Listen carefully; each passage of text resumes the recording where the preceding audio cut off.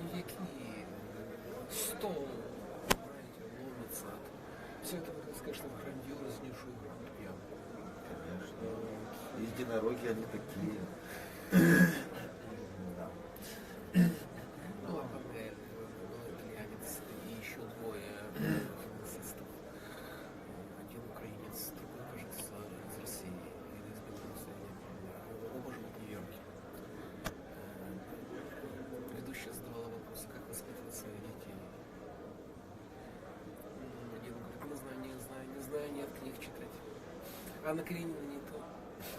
«Война и мир» не то. Моим детям не знаю даже, что предложить. Да, действительно. Да. Что сказать? Потом не зашел ко мне, говорит, а вот, а вы переводчик, у вас дети есть? И переводчиков тоже бывают. А что вы, говорит, им даете читать? Я вспомнил анекдот, и сказал собаку без карьеры. Какой анекдот?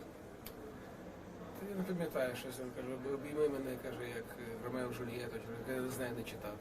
Ну тоді обійми мене, як Дездемону Отелло, чи що ти не знаю, не читав, то що ти раз читав. Я собаку без криві, я сраку в душу.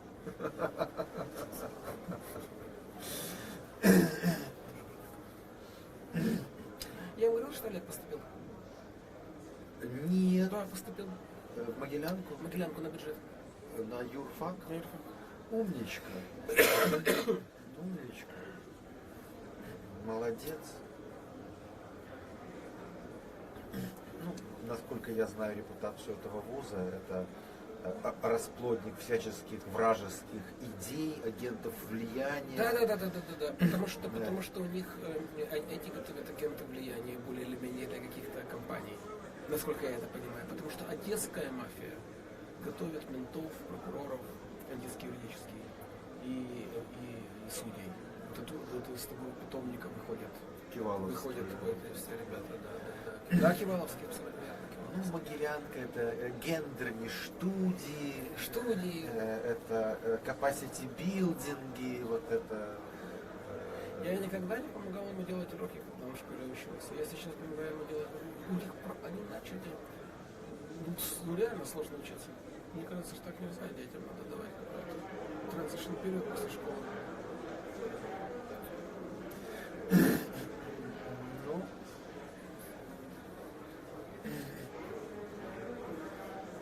да, он собирается учить немецкий язык и учиться и уезжать в Австрию. Это вот совершенно правильно, умно, прекрасный выбор. Немецкий язык, Австрия, боже мой. Мне бы 17 лет. Не говорить. Так ноги бы моей не было в этой сране. Я впервые выехал за пределы, ну это была уже Украина, в 93-м году. Я в 86-м, еще из Советского Союза. Вы говорили, это была Венгрия? Да.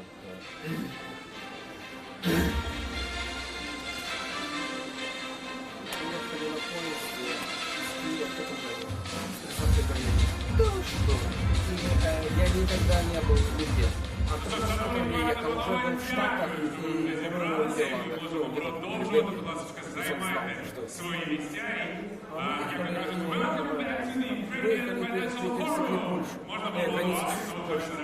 і тим самим закликати всіх. Была советская граница, потому что никто не проверял нас на... Отже, дорогі друзі, Приехали в Варшаву. через займаємо місця, будемо розпочинати. Зараз ми розпочинаємо другу а такий будемо намагатися Вокзал был хуже Киевского. Наконец-то за границей, в Варшаву. Но тем не менее, это уже величезне прохання його дотримуватися. я вышел на Ми вокзал. розпочинаємо другу частину. І зараз можемо дуже серйозно поговорити з нашим ексклюзивним спікером. Я впевнений, багато з вас чекають саме на його виступ. Дорогі друзі, будемо говорити про плати із залучень виплат та розвитку українського державного боргу разом із урядовим уповноваженим з питань управління державним боргом паном Юрієм Луцом. Вітаємо вас на сцені, please. Welcome on stage. So, ladies and gentlemen, we're going to start the second part of Creative Financial Forum with this wonderful man. в Варшаве в ресторане предложили печарки с земняками. Печарки с земняками. Я совершенно не мог понять, что это такое. То есть печарки, мог бы догадаться, печерицы. I will speak Ukrainian. In next years, I hope there will be more English-speaking people, and we will speak English. I will try to briefly explore our present day situation, our plans. Then you will be able to ask questions during the panel discussion. Our plans regarding the strategy of borrowings, they are public and provided in our strategy for 2019-2020. There are four main blocks: increasing the percentage of hryvnia borrowings, prolongation of the timeline for payments, concentration on non-commercial loans. The bank EU, it is easier than we're borrowing now. And number four is interconnection with investors that makes us more visible on the map. Residents are coming to us as a consequence. Regarding the plans regarding debt-to-GDP ratio, there is no single country in the world that would be as fast in improving this ratio. In 2016, I remind you, it was 80%, and now we're lower than 60%. We're the only country among emerging economies that has such a pace of improving this ratio. What has happened since 2017? In 2017, our domestic market was mainly focused on local banks. We didn't discuss non-resident investors at all. We used to say that it would be great to have a clear stream, to have non-residents, longer tools, more liquid market. The longest security was a 2-year-long paper. Half of auctions didn't happen. It was chaotic. Presently, comparing with 2017, we used to have 32 billion borrowings, now more than 100 billion. In dollar, we have the same level as in the previous year. We cannot decrease dollar borrowings due to the bank's situation.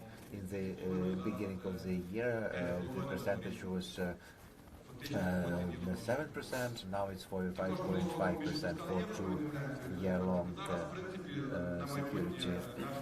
For the future, our objective would be to focus exclusively on hryvnia borrowings in the local market. 50% of our needs for this market we funded based on hryvnia exclusively. Have a look at statistical data. Fitch, S&P, Moody's reports saying that one of the key risks in Ukraine is a great share of the hard currency debts. It highly increased debt-to-GDP ratio. That is why broadening hryvnia component helps us to mitigate this risk. 34% we had in late 2017. Now it's 38.8% as of July 31. I think that we have all chances to increase more than 40%. The cost of borrowings goes down significantly, mainly due to decreasing inflation and our limited supply. In May, we decreased our supply, our offers, and the competition helped us to decrease rates. The average weighted rate in January was 19, now it's 15.1. It's a significant decrease of cost of borrowings. The real yield weighted by inflation until now it's 6.7% in August. It's one of the highest indicators in the world. Real rates, thanks to decreased inflation and tight monetary policy. In fact, we have real high rates that keeps the interest of foreign investors. This is the indicator they are focused on. We have such statistics how we reach the objective to prolong the timeline of borrowings. We used to have mainly shorts for 3-6 months. Now we don't place such securities in the volume of 500 billion hryvnias. They are not in demand. The longs have more demand. We started from average weighted timeline time maturity 1.5 years, and 2, 3, and 5 years is the most interested instruments for investors. Starting from June, you see the demand for 5-year long securities. In September, it's the lion's share of the demand. If we look at the 5-year long security by itself, when we placed it, developed it, it is targeted to the objective that in February 2020 it will be exactly 5-year long. It will be approximately a benchmark more than $1 billion. And it will be the first Ukrainian hryvnia security included into the index. We overdid it. We had 4 auctions. The rates went down 15.85. We will not place this security any longer. It is not index eligible any longer. Before the end of the year, we have to attract 50 billion. We rely on our international partners in terms of funding. We have 12-14 auctions before the end of the year. We will offer 2-3-year long securities. It will create the artificial deficiency at the primary market. They say that the secondary market also depends on our activities of the primary market. Taking into account that we will not offer 5-year long, we will see how it will influence the secondary market. The primary dealers who are trading in the secondary market should see the positive effect, because the demand will shift step by step to the secondary market due to the limited offers. In September already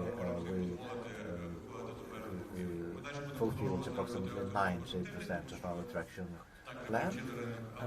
We will make auctions every week, and we will decrease the number of volumes, the volumes and number of tools. In terms of the role of non-residents, the accomplishments we have would not be reachable without them. It was not easy to attract them. It's not high yields. It's making order in the calendar of issuances. We do not make failure options. Our policy is absolutely predictable. People understand what we are doing, what we will be doing. We communicate that in a transparent manner. In fact, all information is available at Bloomberg. There are several options for non-residents to come to the market, to enter the market. We are like any other East European country working as a local market. It provides its results. In the beginning of the year we had about $300 million. In January now we have $4 billion. All of this money came from big funds, London, American funds. Yesterday in New York I met them. They are ready to increase the share of Ukrainian securities. It was very lucrative for them. And presently their share in the portfolio is 18% in our portfolio. In Egypt, in Turkey, it's more than 30%. If we exclude the national bank portfolio, 20% of the portfolio is the share of non-residents. We think that it is a safe level. We do not see outflows risks.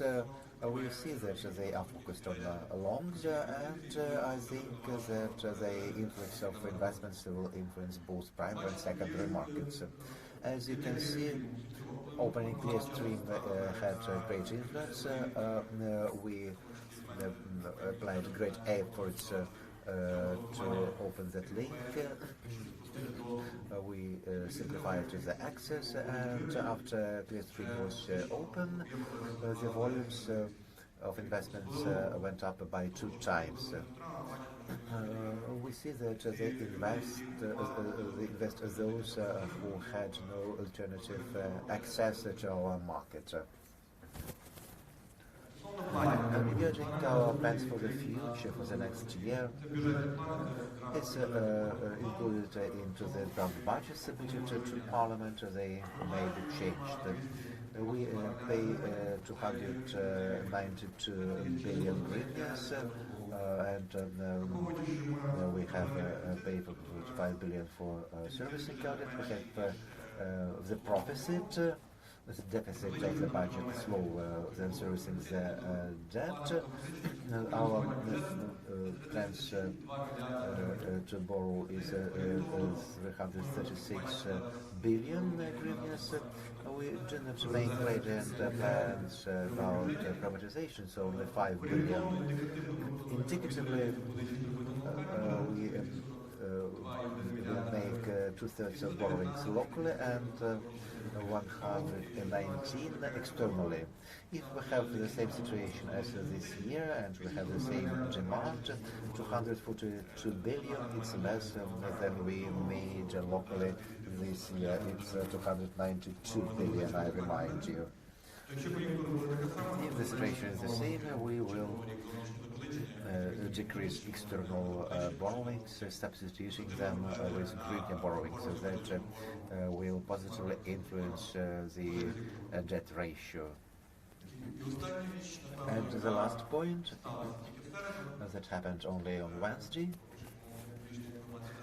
It is not public information as far as I know. After speaking with the primary dealers, we decided that next month we will use Bloomberg system for auctions. We tested the system works. It's one more step that will make us closer to other European markets and will enable to use newest technologies for auctions on the primary market. Time is pressing, so that's always my presentation. Before we make a panel discussion, we will make a poll. Please take your smartphones. The same procedure as before. We have the question. You scan QR code or visit the website. You will see it on the screen, and we will discuss it in detail. Please scan Yuri. Отже, дорогі друзі, будь ласка, Dear friends, join us scanning QR code or at the site media.com. Use this code 9225 and answer the question.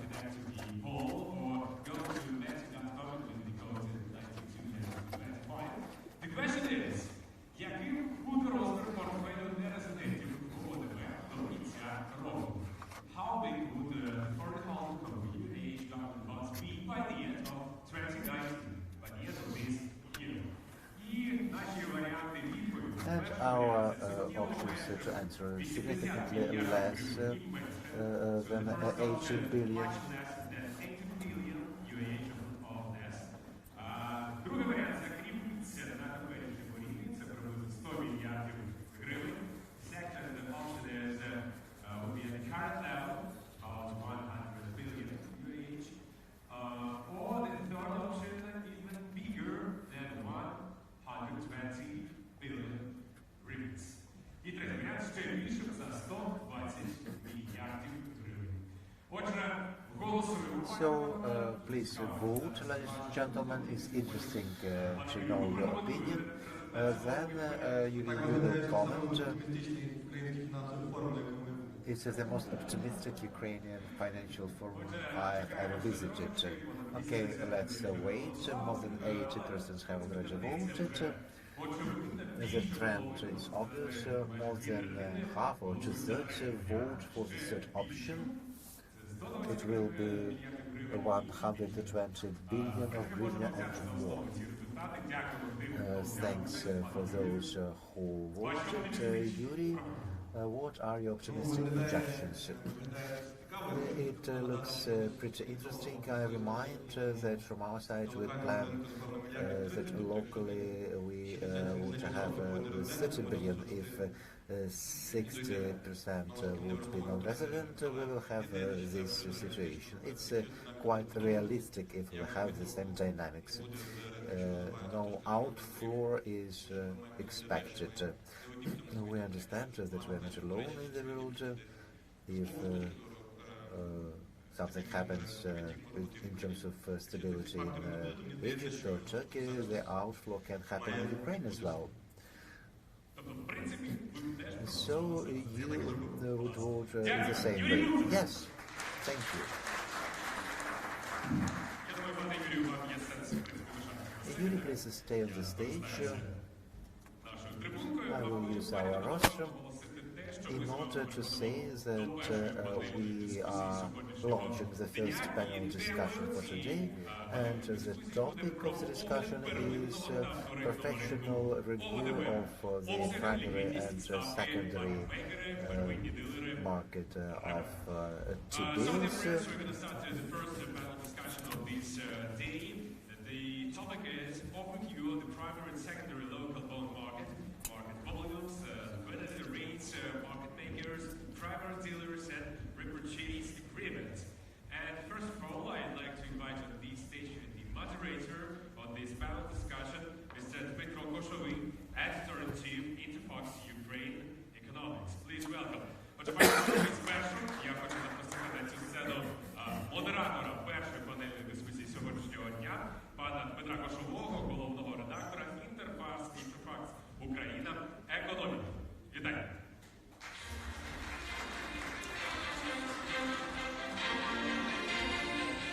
Пане Юрію, поки ви налагоджуєте тут собі місце на сцені, я все ж таки Please take your seat. I would like to introduce the panel discussion.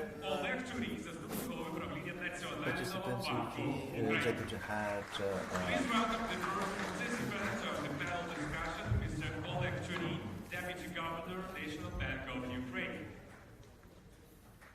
Можна аплодувати. Yuri Buksa, already on stage.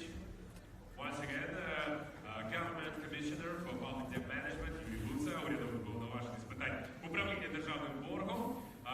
Вітаємо далі Владислав Сочинський, заступник голови правління Сітібанк. Please welcome Vladislav Sochinski, Deputy Chairman of the Board, Citibank Ukraine. Please welcome Sergey Belyaev, trader, ICU.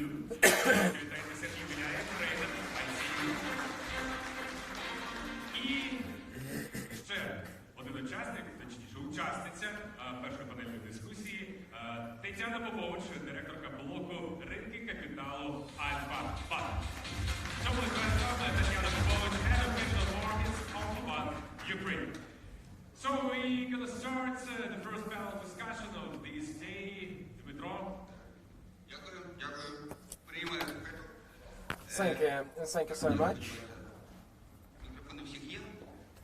I suppose people have their mics, and I can tell you when I was preparing for this session, I had this idea. You know, so this table, Mr. Mikolajchuk was demonstrating this table with non-resident figures and resident figures, legal entities, individuals, banks. We can see all those portfolios. These were quite stable, so so one could have an impression that the market stopped. But you know, the last auction proved something quite opposite. And we expected big changes in February, but we already can see today that the market managed to reach some very significant volumes.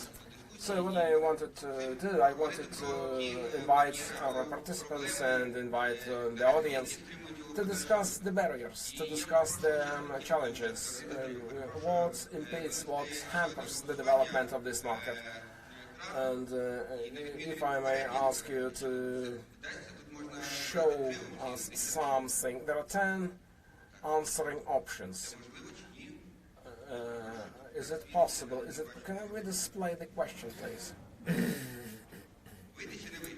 No. Is it possible at all?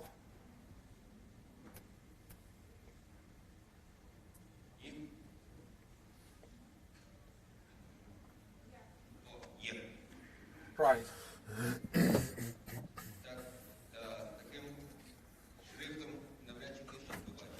I don't think people can see it quite well. Добре, давайте тоді. Давайте назвати. Тобто перше. Well, I can do. Right. So the question is this: what is?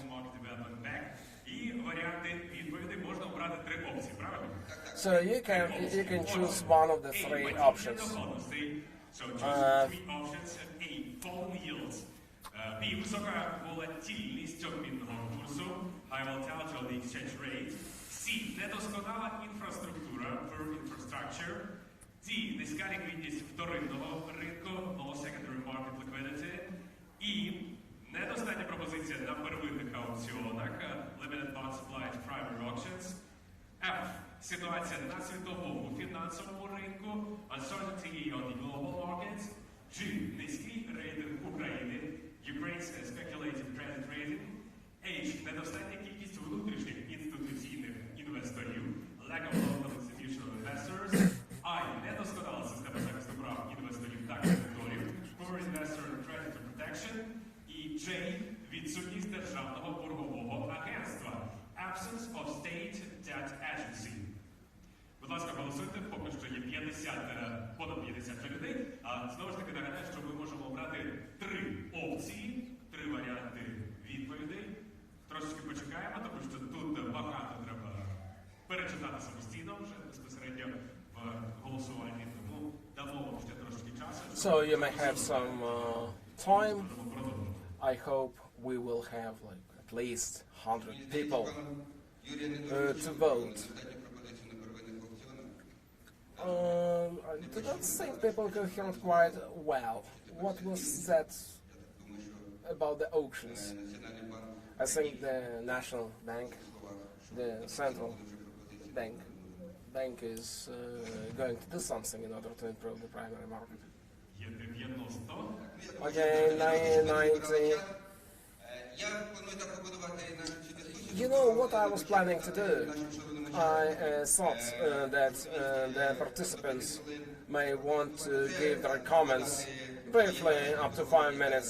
Maybe they can offer their vision, and then we can have a debate or discussion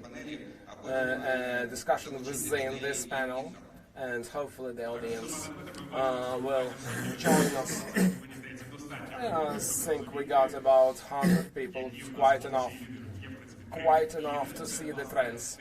So basically, low liquidity of the secondary market, low rating of the country, and deficient system of right protection.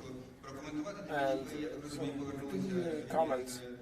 I understand you just came back from New York, and you may want to tell us this Ukrainian vision is it different from the American vision of this market? Well, I think that it's a very Ukrainian problem in a system of right protection. The rights of investors are a rather big problem in this country. On the other hand, I think there are no big grounds to worry. You know, they are paid, and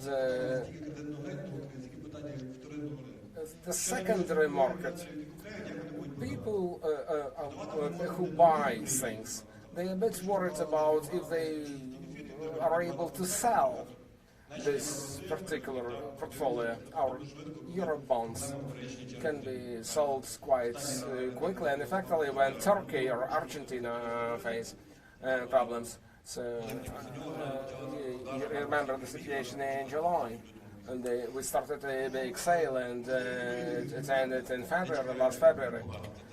So you know this possibility to sell a financial instrument is one of the biggest concerns. So what we have to do, we need to develop the secondary market. Not much we can do about that if we have a deficient primary market. We do not have enough market makers, but we are going to concentrate on the primary dealers. We do not have this single unified liquidity pool. What people sell things just simply by phone, and it's anonymous in quite many cases. So it means just rather big spreads. The average spread is over 100, I suppose, I'm not sure.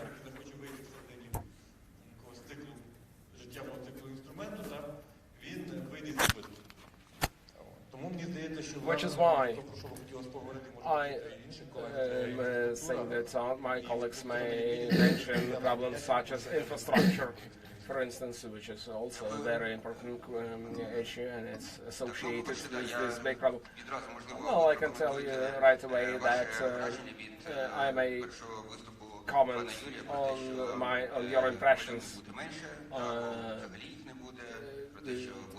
Yuri was telling us that there would be a deficit in the primary market, that we are going to face rapid changes in rates, and from the 1st of October we are going to trade based on the Bloomberg system.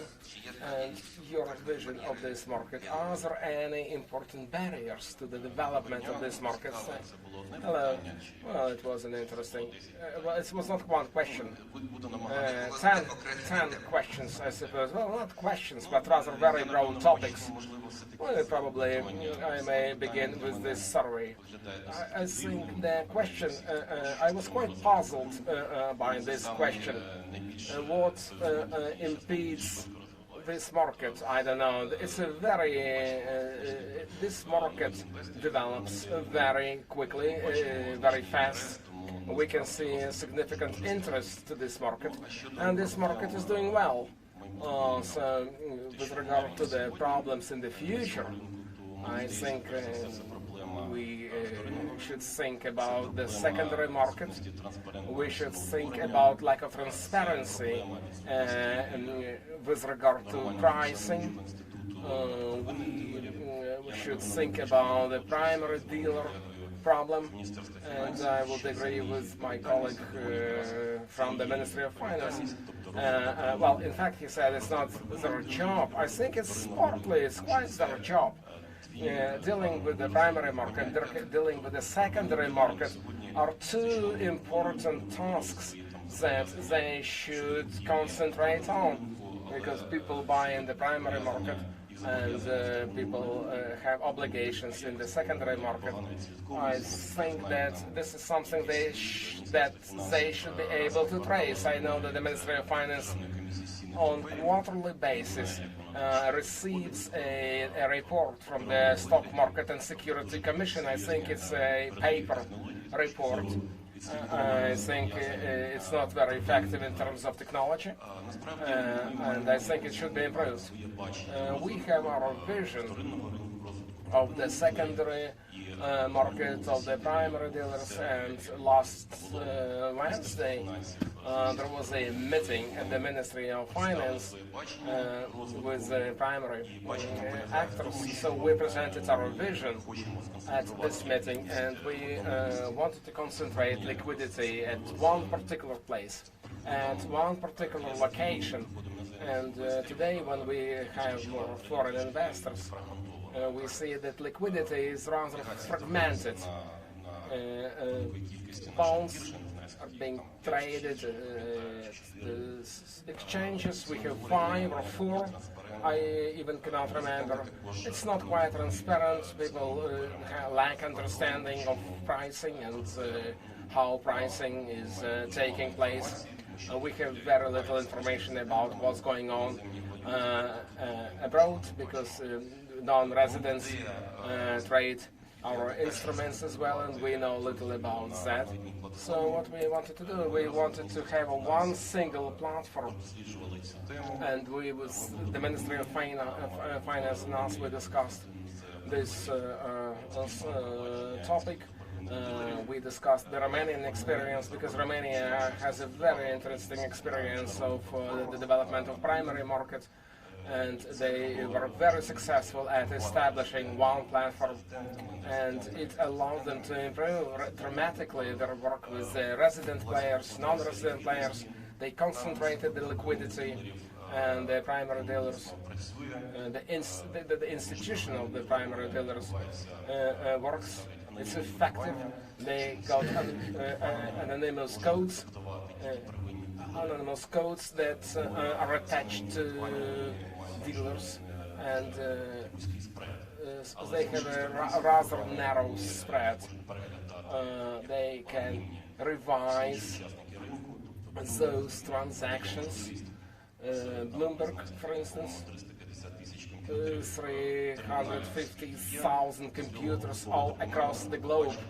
So you can use any of those to see the data from Romania, to see codes in Romania for all benchmarkings. It's quite interesting that all issuances in Romania, it's all benchmarked. These are all benchmarked. These are all incorporated within the index, and the Ministry of Finance is working on that in Ukraine. I think it's going to be a very important step in order to develop the Ukrainian market, the primary market should be improved. I think it's a matter of obligations. We now have banks who follow their obligations, and banks who fail to do so. I think it's not a normal situation, and indeed, of course, primary dealers should do what they are supposed to do. Switching to this Bloomberg platform, it's going to be a very important improvement. You may find it funny, but quite many Ukrainian banks have no idea about this system. They were simply scared, afraid of trying this system, and it was. I think it's funny, and it's not right. So all dealers now are familiar with this system, the Bloomberg system, and the next important step is going to be reshaping this primary dealer institution, the introduction of one unified platform And our exchanges, our stock exchanges, of course, they will be able to function, but I think that the banks and other actors will need one unified system. Plus the changes that the Stock Market and Securities Commission announced and enabled in this country, and electronic agreements is quite an important improvement, so that the banks can trade in the secondary market with the Bloombergs and bonds. These are systems for the secondary market. What we want to do, it's about, that's what they discussed in the last panel, derivative instruments. We do not want this accounting center to act as a monopoly. And I think now, following the adoption of this very important legislation, banks can trade with each other directly, and the center is not going to be involved. Because this center, in fact, as a monopoly, it makes the whole system less convenient, and for foreign investors as well. I think that other people may want to add, but I think that the non-resident players should have better possibilities to trade in this market. And I would like Vlad to say something.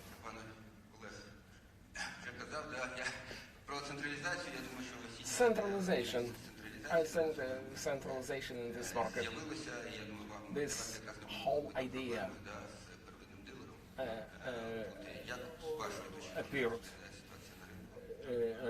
recently. What do you think about the situation? Hello, good afternoon or good morning. Good afternoon, I suppose, and I am delighted to be invited to this meeting, and you know, I am representing banks, and banks are the number one player in this market, and you know, this as it was mentioned here. People know me, some people know me, some people in this room know me, and they know I like to criticize and to be critical about things, and to be quite gloomy. But today I would like to tell you that there are some good changes. We witness an evolution. The primary market is not an issue at all. As Jura said, quite rightly in my opinion, we conducted those auctions, and we managed to eliminate quite many of the problems, and we have now quite rather tight schedules. We take into account the wishes and comments and ideas from the clients. It's more client-oriented. If you ask me what impedes the secondary market, I think that there are no problems with the primary market, but there are problems with the secondary market. And what has to be done? We can see a big inflow of foreign investors, open positions. It's a natural thing. It should have been expected. We had nothing in $4 billion we got now. So the statistics are quite bright, but if we separate the depth of the central bank, if we separate the depth of the state-owned banks, which are not quite market players, we think that the market component there, it would be about 200 million hryvnias, much less. It's a merit, but it's a big minus at the same time. On the one hand, we can see a high confidence and in the Ukrainian market, and it helps the government to make it cheaper and to buy cheaper. It's the policy of the central bank, And at the same time, it's a matter of the expectations of the players, because people expect lower rates by maybe 500 points by the end of next year. And of course, it's going to have a big impact upon the profitability, and it will stimulate the interest to invest. So I don't think particular figures are of big importance. I think what is important is that it's not concentration, it's all about diversification. Diversification is very important in this context. We got investors from Europe, we got investors from America in the primary market, and we are working actively in the secondary market at the same time. We so far failed to reach the volumes that we could have had potentially, taking into consideration the 4 billion figure. We may have big transaction per day or one big transaction per week. This 10 billion volume, compared with the 4 billion indicator, you can calculate it. The liquidity of this market is not low. If you take Egypt, it's hundreds of millions every day. So what impedes the development of the secondary market? Again, the biggest issue is liquidity, I think. Liquidity, and non-residents that already started, that already got their bonds, then those papers are being traded as well. Those players are not very dependent upon the liquidity of the local market. They can trade between themselves, but it's a price discovery, in my opinion. And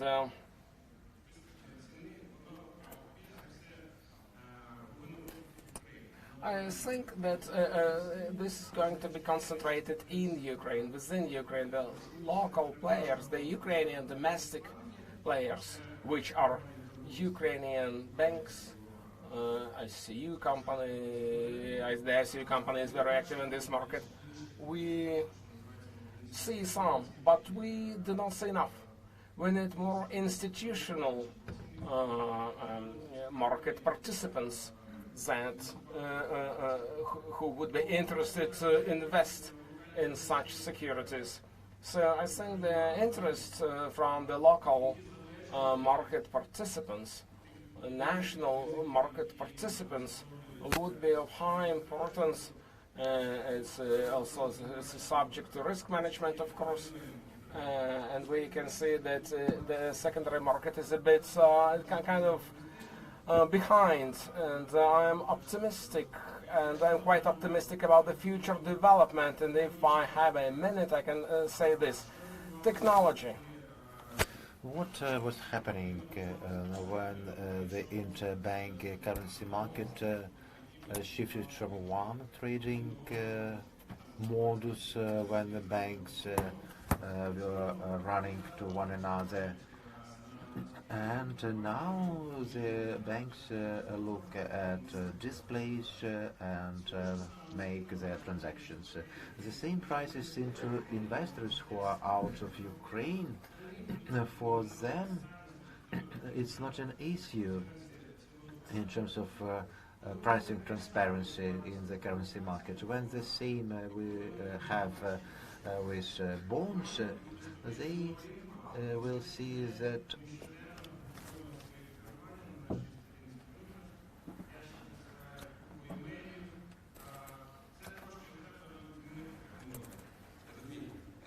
там пішла якась помилка, сказали перезагрузити. Зараз воно включиться.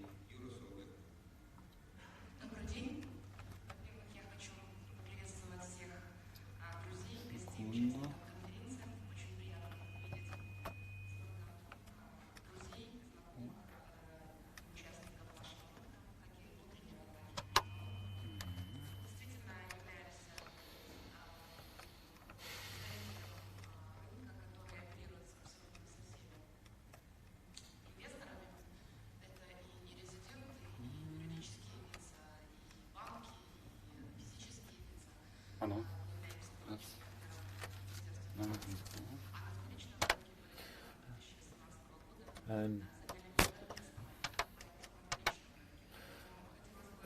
that is why we would like to have a discussion and answer your questions.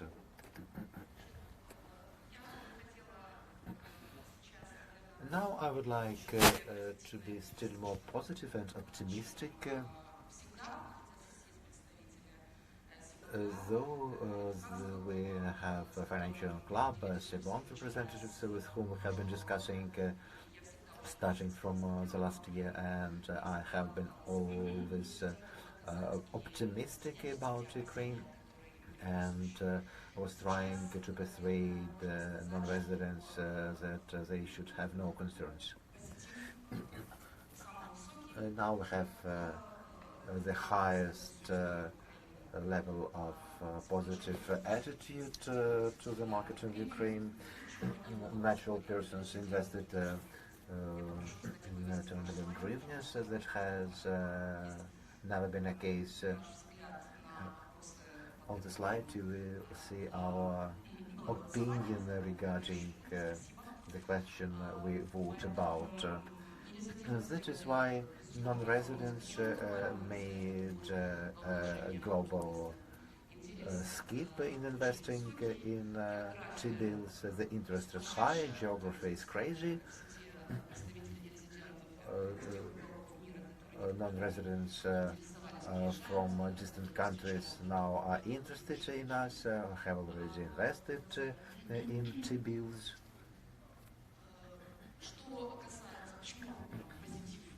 Why I am positive comparing to the last year?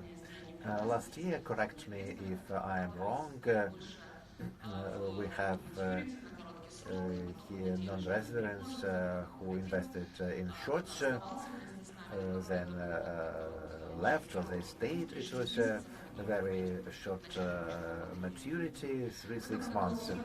This year the approach has absolutely changed. Investors invest in longs, share devaluation risks with us, and they hope to be able to sell after 5 years, and if there is a need to sell before maturity, the buyers will be new non-residents, because new funds and companies are entering who are interested in T-bills, and it will be possible to sell not only to local banks who are always ready, but also to new non-residents who are coming to Ukraine. It's a new trend comparing to the last year in such volumes. No doubt there is a secondary market problem, we are conscious of it, though we represent the broad spectrum of investors, and we see the interest that was generated as is growing this year.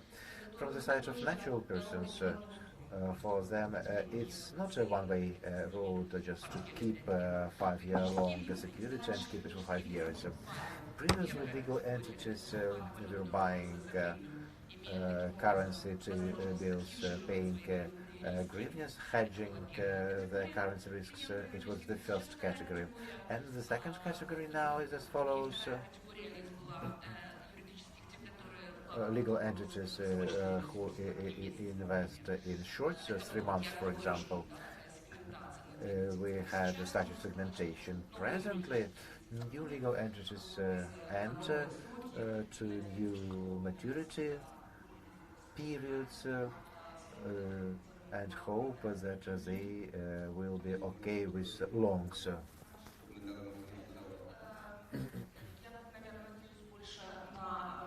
I will gradually take your questions, but regarding the infrastructure, it's an evolutionary instruments increase in their number, clear stream appeared, SWIFT can be used to confirm deals.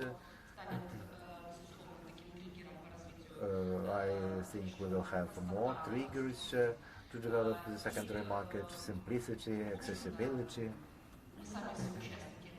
We are the market participants together with you. we should develop it. I am saying that as a primary dealer and as an active participant in the secondary market. Sergey, you are not the dealer, you are not a bank. Good morning, dear colleagues. Dmitry. Yes, we are happy this year. I mean, banks are in positive, market is positive. I will be conservative, not negative. Indeed, it's unprecedented market situation. The amount $4 billion, it was repeatedly mentioned already. I would like to come back in 2018. You know, last year we started with 5 billion. Then the market reached its peak value, 14.6 in March. Then, due to natural phenomena, there were maturities. Some non-residents who invested in shorts went out, but there were no shocks at the market, even on the background of higher key rate. Before the autumn, we observed a seasonal phenomena, a seasonal devaluation, a liquidity squeeze, and there was such an uncertainty with IMF, and non-residents decided to decrease their portfolio down to the level they had in the beginning of the year. It was about $200 billion. And it's not a high amount, but the situation led to the following. When they left, the secondary market went up by 3-5%.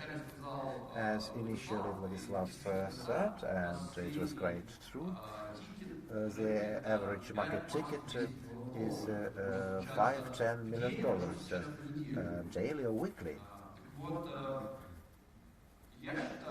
I think that being a representative of a non-banking institution, first of all, we should resolve the issue of short-term liquidity. I can even offer a couple of mechanisms how to do that. First of all, we can and should introduce the mechanism of stock exchange report using central counterpart. It alleviates the issue of bank limits. It will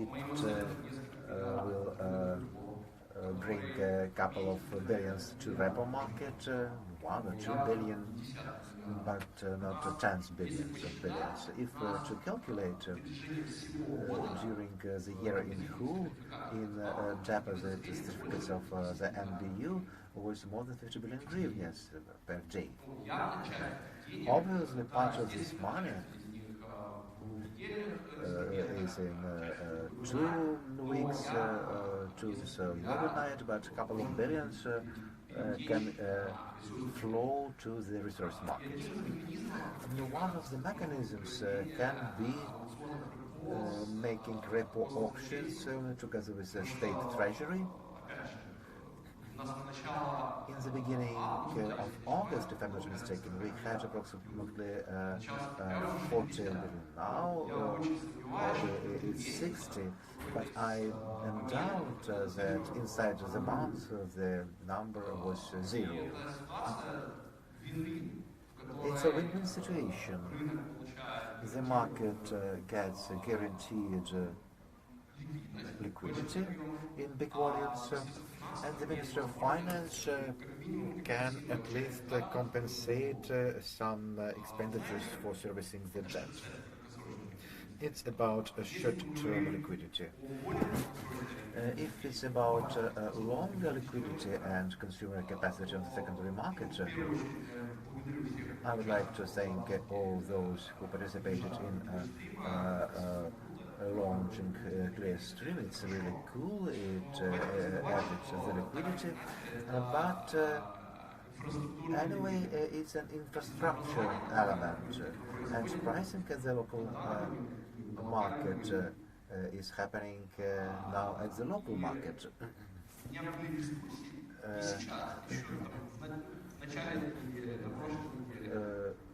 This week, last week, non-residents start thinking and ask the same question.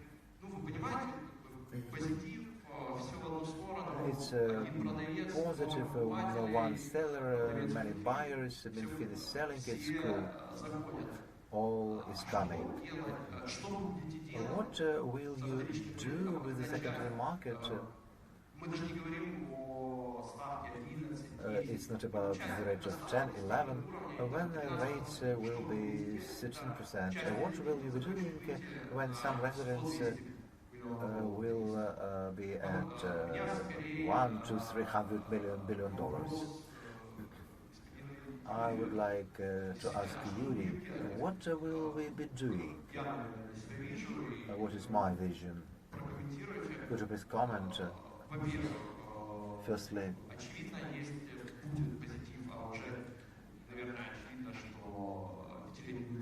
the 5-year-long issue will be included into the index. What will be the demand for that issue? Do you discuss with global banks that will be buyers of those securities into the funds? And one more question. How do you assess the probability of the secondary market support if the primary market can compete with the secondary market? Do you analyze the possibility to buy your own debt and to change it for the shorter one in the situation of liquidity squeeze and short-term shocks? By the way, the debt agencies that have been announced, will it influence the market? When will it be at the secondary market? These are interrelated issues. In order to be more active in the secondary market, repo operations is quite clear. We have cycles of liquidity and we can allocate it. For that purpose we need better infrastructure, and the debt agency should respond to that issue. The people will have better salaries to work with repo, with swaps. Regarding the first questions,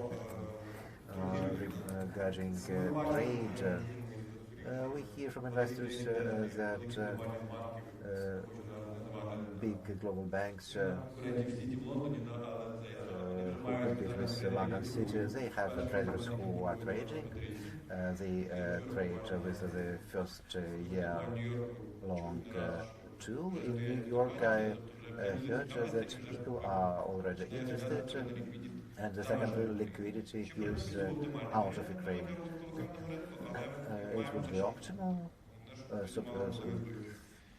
Regarding Minfin operations, the euro will have such an option, but de facto it's a question of capacity. That agency creation would enable us to make switches, not to wait to the maturity, to exchange instruments. Now we have the great demand from investors of shorts. They are willing to buy longs now. They are ready to pay the difference and buy switches. Investors who would sell at 30 million, it would ruin the market. In order to develop the market, we should create the normal and liquid currency market. It is lagging behind the development needs. Regarding the exchange, we understand that it can be the risk of investors leaving and refinancing risks when we will not be able to cope with the assignment. In terms of the active support of the secondary market, I can see quite a few examples in other countries. Conversion, yes, but active redemption, I don't know the mechanics. What do they mean? What I meant? I will try to explain. You started placing 5-year long to starting from 15.85. If it's 13, 12%, we understand that due to underdevelopment of the secondary market, the rates may go up on small volumes. If the rates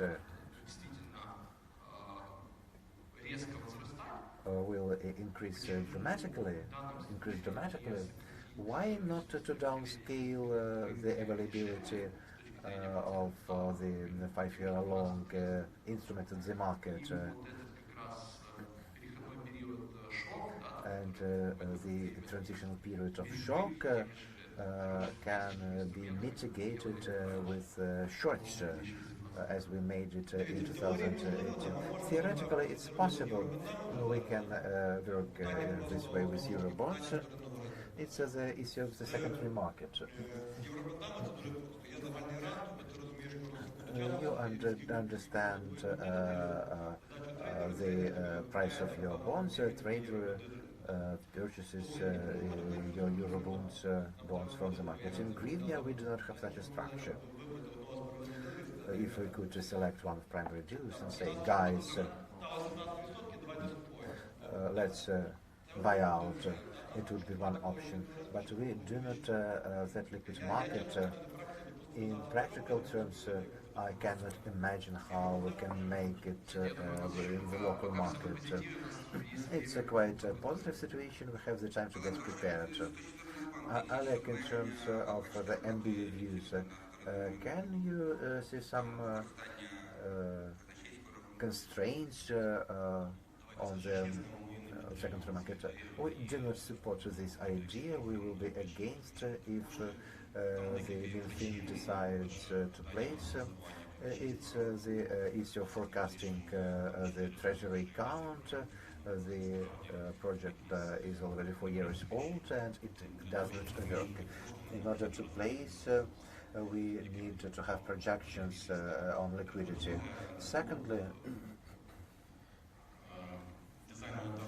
the design of monetary policy presently is as follows. All redundant liquidity is concentrated in NBU. Let's imagine MINFIN operations. It places, makes a placement, some company places in bank, and the bank places in the NBU in the form of deposit certificates. What is the result? Two state institutions, they place something using intermediaries. Intermediaries make their margin, cool transaction. For law enforcement agencies, it will be very interesting.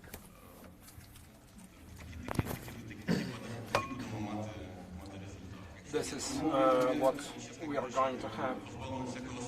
I think it makes no sense, in fact, and I have to tell you that the expenses associated with the certificates means lower revenues for the Ministry of Finance.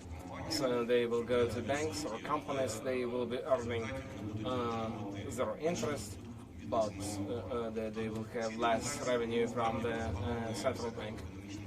So I think there is no economic sense. And I also would like to refer to Sergey about the central counterpart.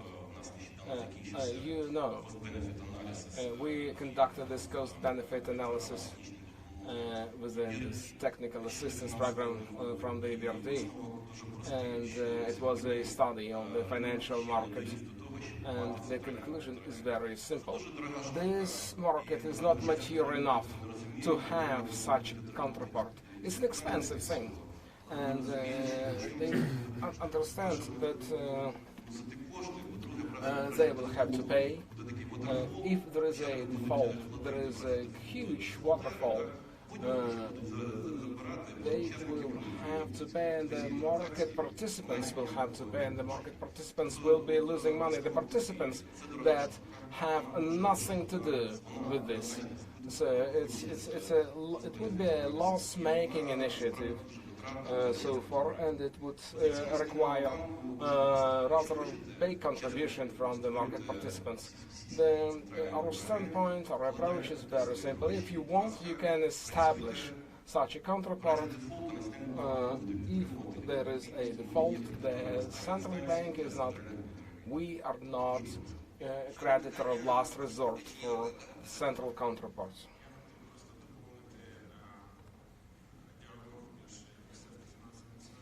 I simply wanted to add a little bit to this this dialogue, this limited liquidity in this market, or of this market. Yes, it does impede the development of this market. And if we have a client, we have to close the position instantly. So what's going on? We ask him, can you sell your bonds till the end of this week? He says, no. He says, I want to know the price. It may happen at 2 o'clock, 2 p.m., 3 p.m., when American markets open, and it's and there is no trading here already. So it's also a factor that should be taken into account, and so liquidity, contributing to the liquidity, improving the liquidity in this market, it's a matter of time. It's a matter of evolution. And of course there should be some regulation from the central bank so that the market participants can conduct such transactions effectively. But look,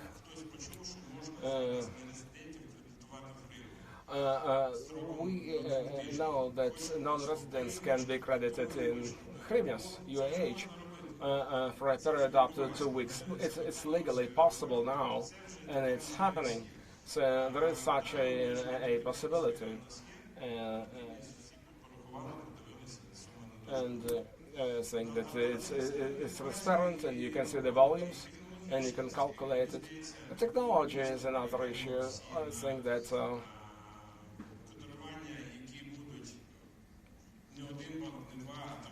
when we have primary dealers, not 2 or 1 banks, but maybe 10 or dozen,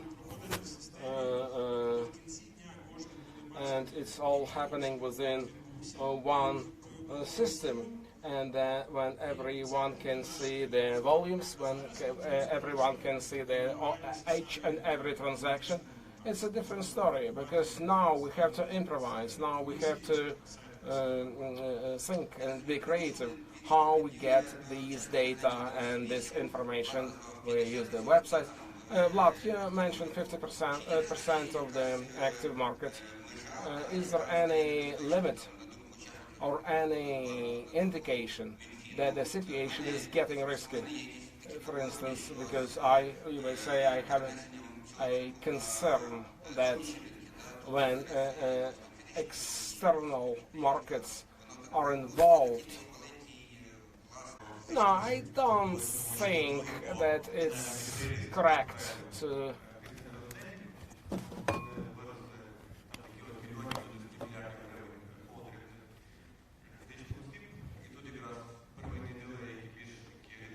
Проблема, які потім через пару хвилин починають четвертої групи, на яку бачив рекламу, купляють державні облігації.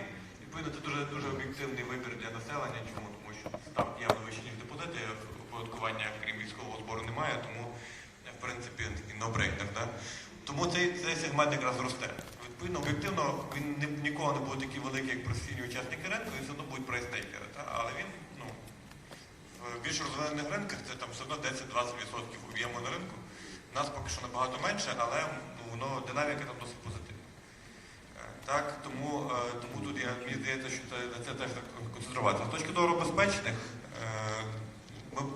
якщо дивимося на ринки, які поряд, то, як я сказав в презентації, це 30-40% це стандарт emerging economies нерезидентів, які тримають локальні облігації. Такі є статистикою, за якою зараз 11,8. Ми можемо рахувати 11,8, можемо рахувати 20, порахувати Нацбанку, він такий. За рахунок можемо забрати Олег, з точки зору Нацбанку. Пане Дмитре, перепрошую, що вриваюся в дискусію, треба вже потроху підсумовувати. Добре. Ну я бачу, у нас ще 12 хвилин. Трошки менше, у вас таймер. Стосовно долі нерезидентів, у нас ще не дійшла до тієї долі, наприклад, які є на інших країнах, що розвиваються, які є в інших країнах, що розвиваються. Наприклад, туризм України – це 30-40, навіть 90%. Цікаве щоквартальне інформація. They renew the information on quarterly basis. In Saks, for instance, we are looking at the tables, but I have to tell you that there is a big space for improvement in this country. On the other hand, the non-resident engagement is a positive shift. It's a positive change. It helps us to deal with the currency risks because you know this disproportionately high portion of foreign currencies is a source of risk. Of course, it creates additional risks. The non-residents pose additional risks, mainly risks of something happening abroad. Global risks, the global liquidity risks, risk appetites, and so on, and etc. So it would contribute to the market volatility, and everyone must understand that. So this liberalization that the national bank, the central bank promotes, it's a positive thing, and it's a positive change. And on the one hand, on the other hand, this floating rate means higher volatility. Але з іншої сторони ми можемо фінансувати наш бюджет. We're going to have a volatile market. At the same time, we will be able to finance the state budget more effectively. I simply wanted to continue on some positive things, and the concentration of non-residents is so high. We used to be concerned about it, but I think it's a very old and ineffective approach. Since there are some high expectations from this country, it's a very good momentum, and we have to catch it, and we have to use it. If the reforms are successful, we shall see more investments, we shall see non-resident investors replace non-resident investors. Of course, we shall have to think how we can minimize those risks, but as far as I know, the clearing center, I think this problem is basically has been solved actually, and we are going to have such a center in the nearest 2 years. Oleg said that we should avoid a waterfall of problems. But I think that throughout some 2 years we are going to have it, and we are going to reach the next level. Я просто пам'ятаю ще часи, коли Каргіл за гроші, які не міг вивести з ОВДП, будував нас олійний комбінат, під Донецьком, який він все одно втратив. Всім добрий день. Це інвестиції в Україну, залучення прямих та іноземних інвестицій в Україну через ОВДП. Рад всех приветствовать. У меня есть два вопроса. Первый вопрос по потреблению объема размещения, который достиг 33 миллиарда гривен, или $34 миллиарда. The volume is, Вопрос and по поводу the question включения is GBI индекс. Я так понимаю, это GBI было index. основное требование по объему. Есть ли какие-то еще требования, если нет, то когда ждать включения в этот индекс? И второй вопрос, как уже сегодня говорили, много раз звучала цифра $4 миллиарда, президентов. Как мы видели по голосованию все is считают, что something этот that объем будет was увеличиваться. mentioned here Вопрос quite often. Министерства финансов, есть ли The какая-то question цифра, to the Ministry при of достижении Finance is которой вы there any начнете figure, задумываться any об indicator ограничении, возможно, when, присутствия when, резидентов? so Либо, that when we reach возможно, it, вы you готовы think сейчас about успокоить some резидентов и сказать, limitations что to be задумываться о imposed таких on the вещах. non-resident investors, or it's Друге too early питання для нас всі інвестори однакові в цьому плані, тому Well, the second поки question що is ні, ми simple. ще Not далеко all до investors. цифр в інших країнах, як We я are сказав. really far Стосовно away GBIE, from ми that в stage. контакті з командою вже більше I року. think we are Ми in розуміємо contact їх with the вимоги. team. Один з ключових We've вимог been in це була contact for a розмір, year. тому ми там предметні глибокі We дискусії не будемо understand починати, what поки they ми want. досягаємо розміру. Розмір ми We досягли know вівторок, when we reach the відповідно volume, зараз ми більш активно we can будемо have дискутувати. a real Там сумарно discussion. є 6 вимог, There are розмір 6 ринку, вимоги на requirements, such ліквідність as і так market далі. size, Я зараз не готовий йти в liquidity, деталі, де ми знаходимося в not дискусії, uh, якщо це не публічна cannot інформація. remember А так precisely, ми but it's not a very public дискусії і розмір information, but we голосу на are in обмеження. cooperation and we are in discussion with them. Ну що, ну і давайте ще одне останнє питання. Фінальне One запитання, last тому що треба вже продовжувати. One last question, since we have to go. Сергій Ягничук, Росомах. Сергій Ягничук. Запитання до шановних учасників My панелі. question goes to all Нещодавно український panel парламент проголосував members. важливий The закон про Ukrainian селі. Parliament passed a very Чи important legislation очікуєте ви recently. Or поліпшення do you вторинного expect any improvements in the secondary market of the Чи bond буде market? примусити Національний банк страхові компанії купувати ВДП? I mean, the insurance companies, will they be able to purchase internal bonds? Це ми місто кидаємо на наступну панель. It's a question for the next Це panel. дуже важливий крок, який I зробив think парламент. it was a very important step, and the Parliament has made it. The draft has been hanging in the Parliament for 4 years, Вважаємо частину because ринку, I яка think it's a very important зацікавлена part of the market, and that part of the market нагляді, достатньому нагляді за цим was ринком, not вона interested що цей in закон не a прийняла. proper Це таки на сьогодні regulation. ми They did маємо everything to складну avoid the ситуацію. adoption of Наскільки я this пам'ятаю, legislation. ми So I повністю, would say that the adoption of this legislation was a big success, because that part of the financial market is going to be under the regulation of the central bank since the 1st of July next year. прийняти на себе And we are going to undertake the supervision of this part and the regulation of this part. And I'm sure that since the 1st of July next year, we are going to have a totally different picture and a totally different situation.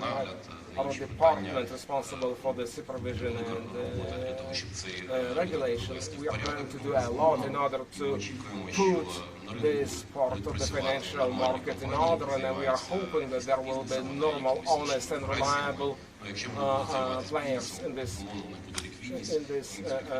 market. And if they run successful business, they will have liquidity, and this liquidity is going to be used effectively. So we are hoping that they will have access to some reliable instruments and internal Сесія bonds потенційних інвесторів ще буде, але там не can буде be і на seen наступній as сесії such представника Мінфіну. Я все ж таки reliable що instruments. хочу останнє питання. Скільки ви As закладаєте в the наступному moderator, році I would like від to ask амністії the last question: how much you expect from this amnesty?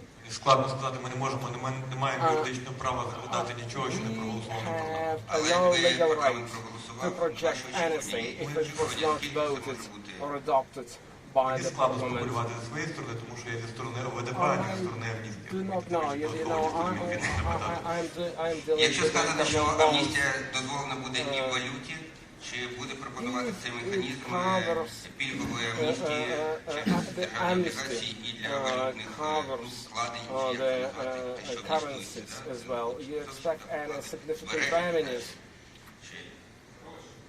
Гроші, так, так. Легалізовані гроші. Legalized money. Ну, я знову ж таки, з точки зору управління боргом, нам, в принципі, важливо зменшувати кількість валютних внутрішніх. Так. Well, as far as Моя особиста позиція. my point is that we are interested to reduce the currency instruments in the domestic market as much as we can. Я був дуже щасливий. That's thank you very much. I was extremely delighted. Дякую, панове, за першу панельну дискусію. Юрій Буца, Олег Чурій, Владислав Сучинський, Сергій Біляєв, Тетяна Попович і наш модератор Дмитро Кошовий.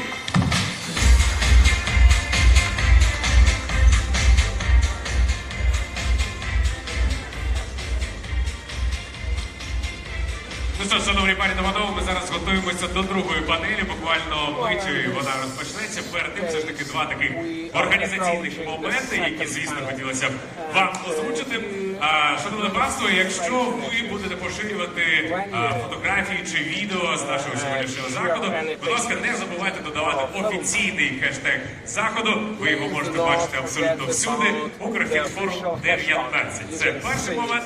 І другий момент. Питали про автопаті. Питали? Автопаті відбудеться тут же у цьому готелі на верхньому поверсі в PH орієнтовно о 19. І тепер можемо продовжувати і переходити до другої дискусії.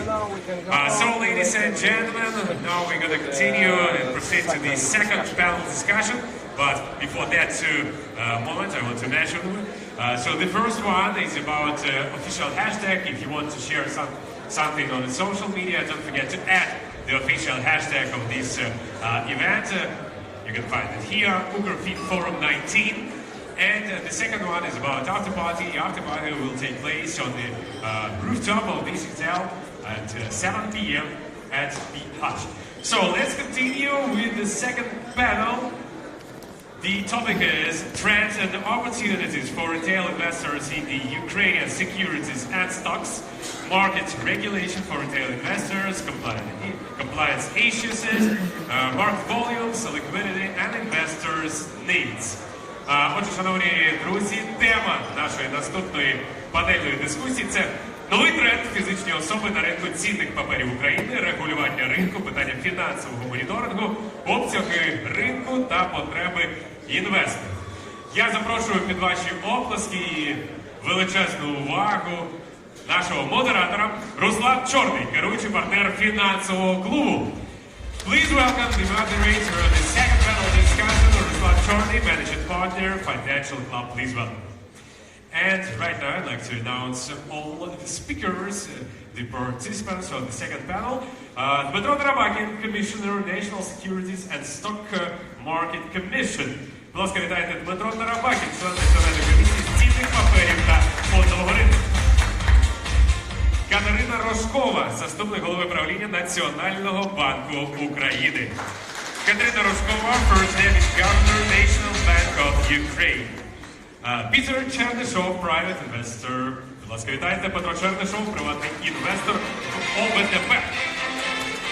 Євгенія Грищенко, начальник відділу брокерського обслуговування клієнтів ICU.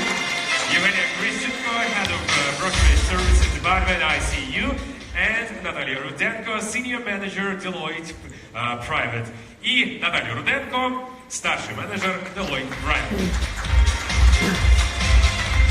Ну що ж, всі учасники на сцені, сподіваюся, що всі в залі, хто кому цікаві наступні моменти нашого форуму. І, пане Руслане, передаю всю увагу. Дякую. Доброго дня всім. Хтось, дивлюся, трошки з залу вже пішов, але я сподіваюся, що ми зробимо нашу панель цікавою і дуже буду дякувати нашим спікерам, що ми це зробимо.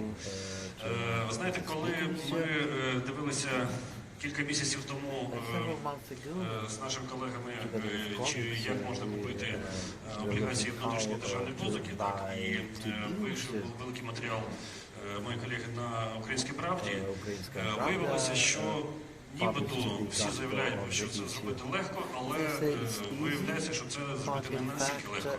І заяви наших і чиновників, і банкірів про те, що ви, будь ласка, можете прийти купити, виявляється не настільки простими. Ми зверталися в тому числі і до ICU, і до інших компаній, які працюють на цьому ринку, і виявилося, що є деякі перестороги. Але ми зараз хочемо почати з людини, яка вкладає в ОВДП давно, вкладає дуже цікаво, і хотіли б почути, чому ви вирішили вкладати в ОВДП, як це вам вдається, і взагалі, що з цього виходить? Петро, прошу. Я даже, наверное, уже рассказать. Да, я действительно инвестор в эти ценные бумаги довольно давно уже.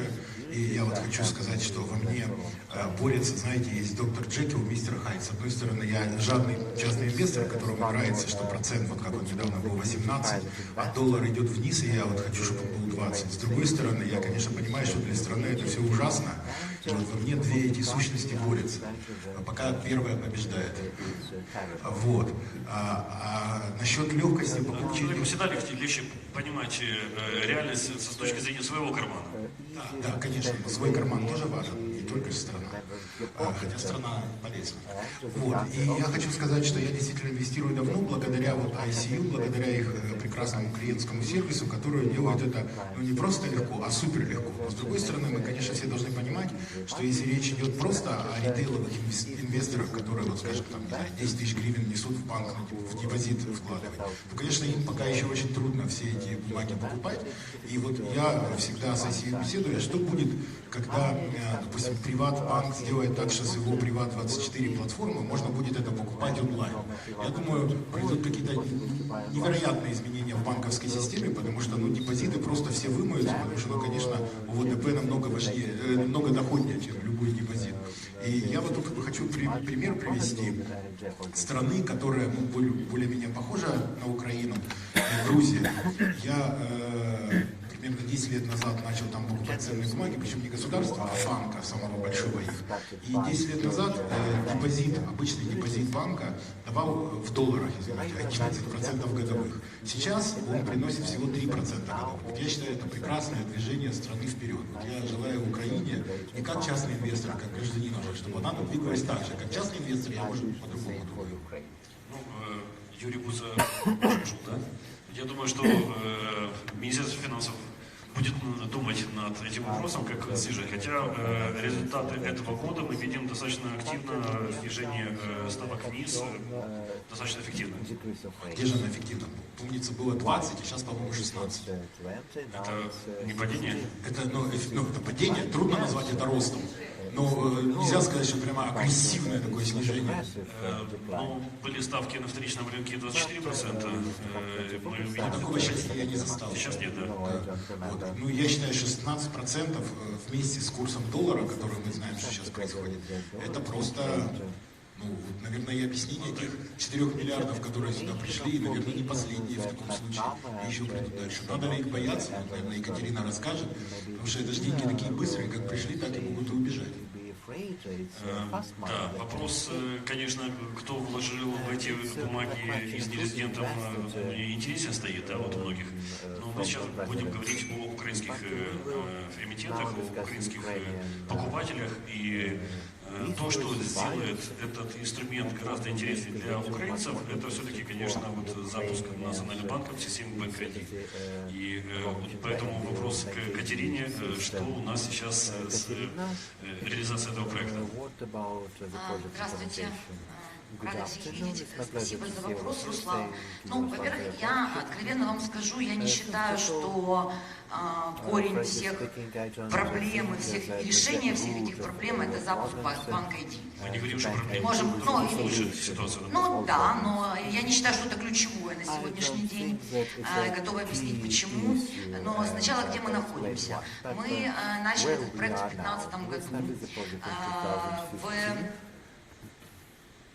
В конце прошлого года мы внесли изменения, соответствующие в нашу нормативную базу, в том числе в части финансового мониторинга, который позволяет теперь пользоваться идентификационными данными других банков или других участников этой системы.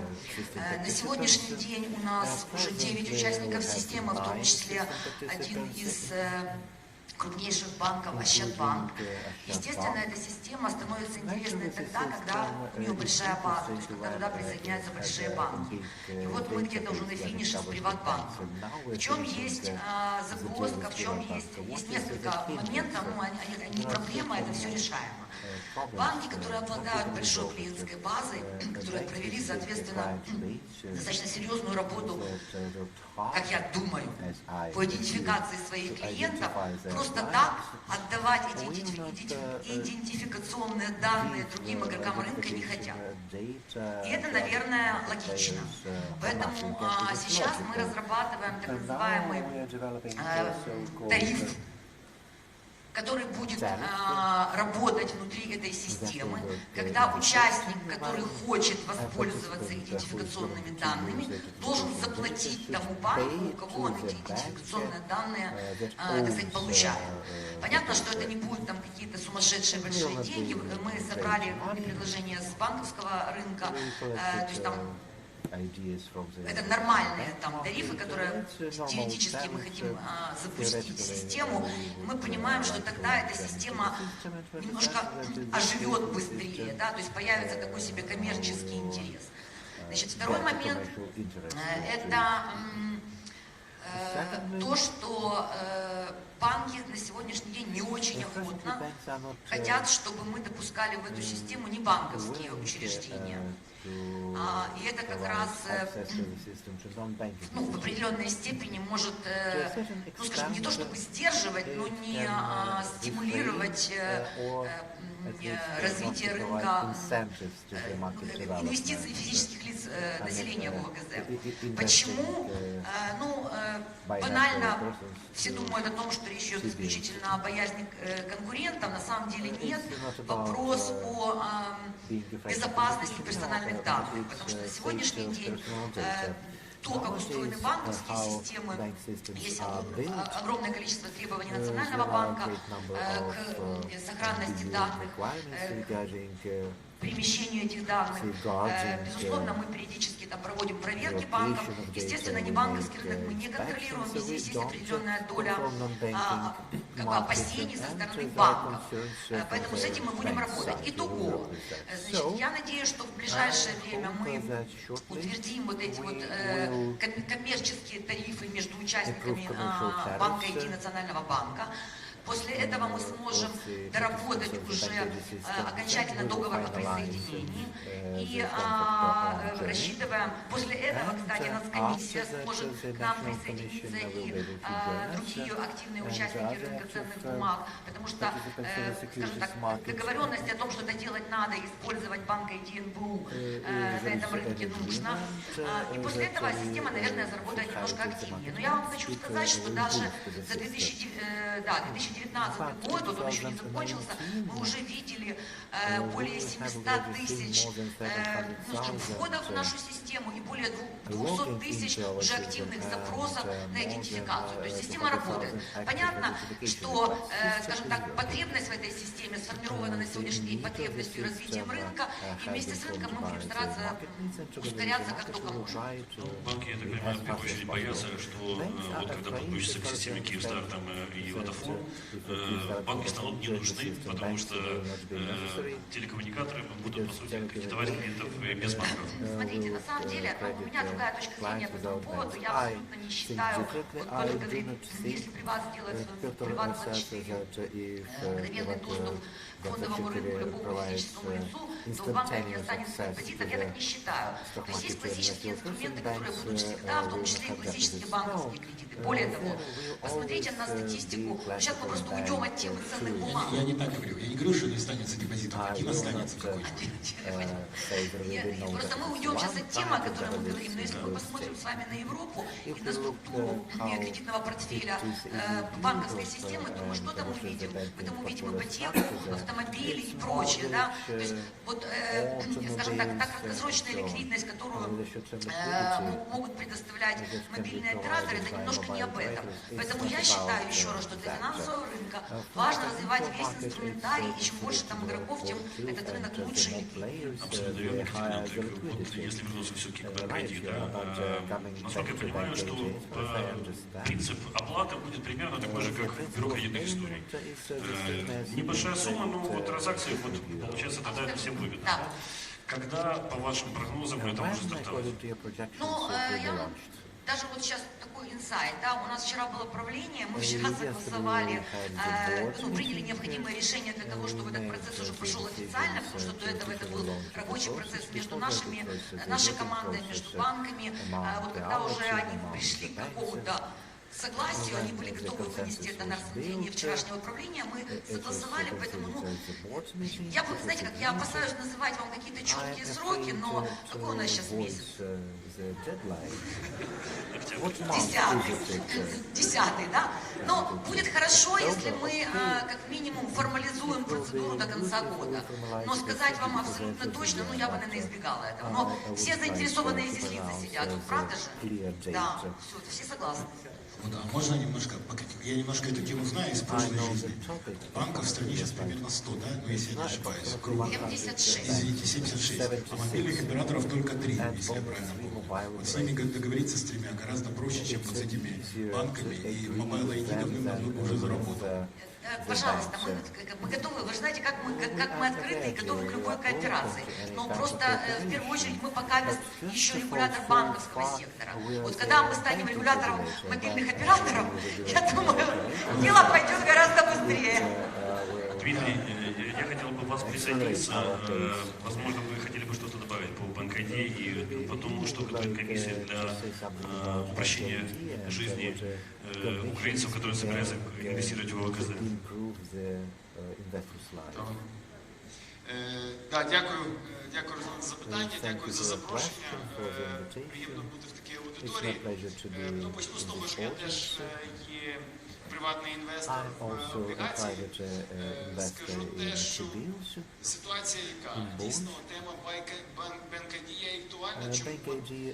Трошки сапожник сапог, скажу чесно, збирався 3 місяці для того, щоб піти в банк і підписати всі ці папери, ініційні папери, які треба для того, щоб відкрити рахунок. За цей час, звичайно, ставками відбулося те, що відбулося, але мати можливість, звичайно, зробити це все в телефоні, однозначно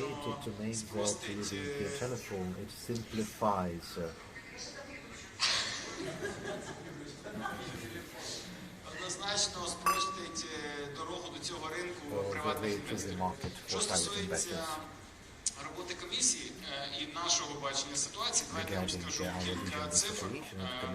Я ось попросив своїх колег, які підготували статистику з початку, мова йде, грубо кажучи, за 9 місяців цього року. Ми бачимо, що на біржовому ринку з цього в цьому році було укладено 13 160 угод на загальну суму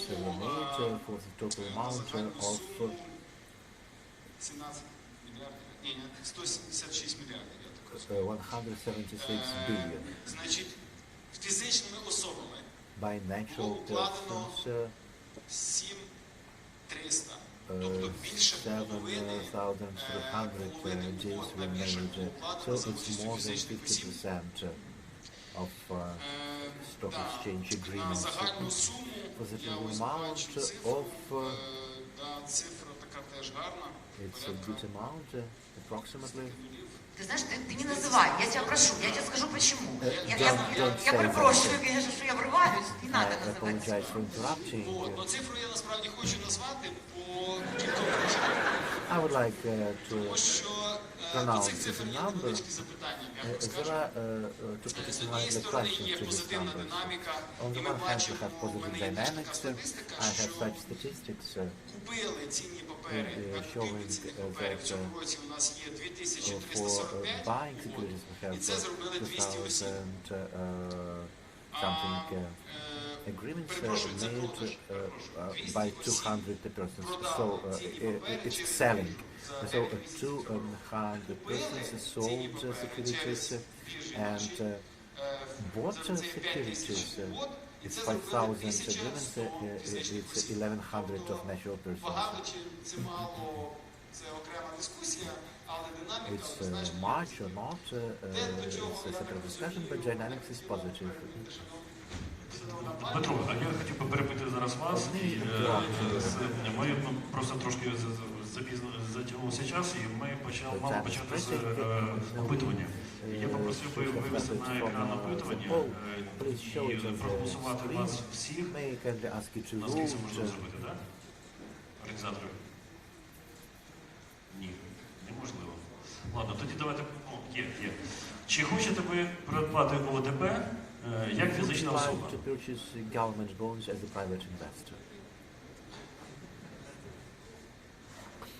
Так, вже придбали. Так, ні. Дмитро, я вас прошу продовжити, а поки наш зал, шановний, буде голосувати.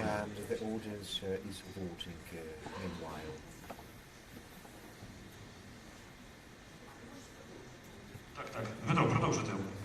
Так. Я все-таки хочу сказати, дивіться, ми говорили трошки про це в передній сесії. We discussed it on the previous panel. Прийняти цифра, про яку я хотів озвучити. The number I wanted to pronounce that is questionable. It's about 1 billion hryvnia, starting from the beginning of this year. This number was created with participation of 15 natural persons, while a small number of traders. We have questions to this number. One more interesting thing, recently the company came to us to get a license. In order to get the license, owners should confirm their property situation. They showed us the declaration according to which that natural person last year earned 9 million hryvnias at the government bond market. We analyzed how he earned that. Now the regularization law hasn't been put yet, but it worked recently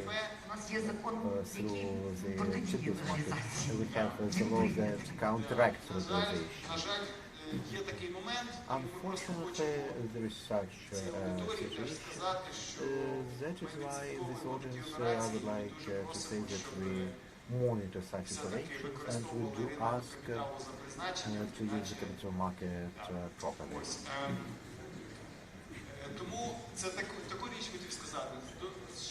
I would like to say also the following. Дмитро, може хвиличку, якраз от можна подивитися про те, що як мінімум 2% ринку ми бачимо зараз сидить в залі, цього ринку, про якого ми говоримо. Тому що 100 тисяч 20 людей вже придбали, ті, хто сидить в залі, придбали сьогодні. Я еще хочу сказать, там 10 человек, которые не хотят, это настолько сотрудников отелей в зале сейчас. Я хотів би зараз і бачити все-таки 10 людей не хоче, Quite possible, but I can see that some people are still reluctant, and 38 would not mind.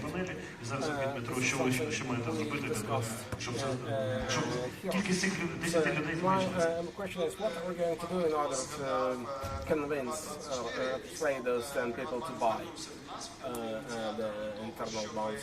Well, I have to tell you that the bank, what we did, we ensured access to such instruments through mobile devices, electronic devices. So we developed a draft legislation which was adopted, and you can use your mobiles in order to operate in this market. And we want to be, we are careful, and we are inviting all of you to be careful. Remember, you got license. Remember that you're licensed, and as a licensed entity, you must provide appropriate conditions, provide your clients with appropriate conditions and best conditions. Your license may be withdrawn, and we have a system, a good monitoring system. We do not want the market and the system to be abused. We want this market to be developed, and we do not want to have a club of unsatisfied clients. They who bought something with 12% rate and instruments with 13% rate. are available in this market. We want to develop this market, and of course we like the non-residents. We want to develop an institutional market, and it's very important for us at the same time to develop the domestic market, the internal market, and we are in dialogue with the Ukrainian exchanges, because when you use your mobile applications, you will need to tell the profitability, the localities. You will need to organize data so that the data can be accessed through mobile devices, electronic devices. It's a very important thing, and we invite you to pay attention. What we need to do, we have to improve the quality of these data, and this is something we are working on.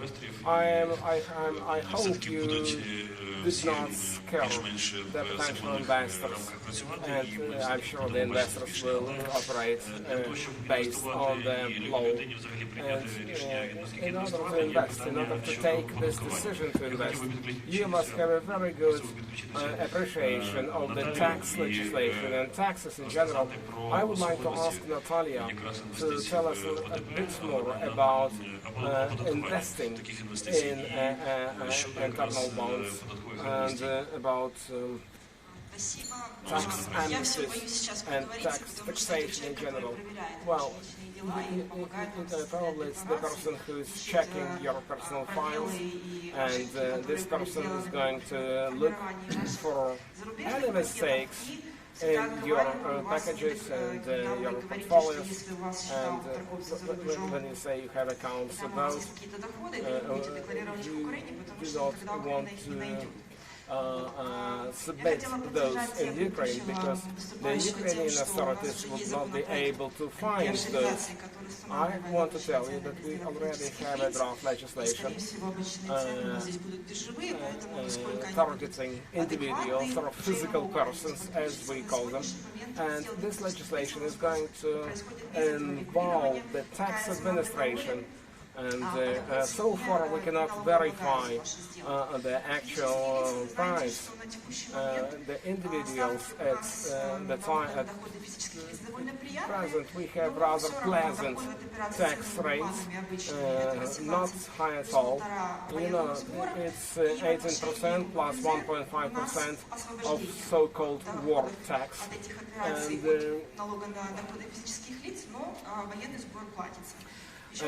even if you do not pay any tax, you pay this war tax.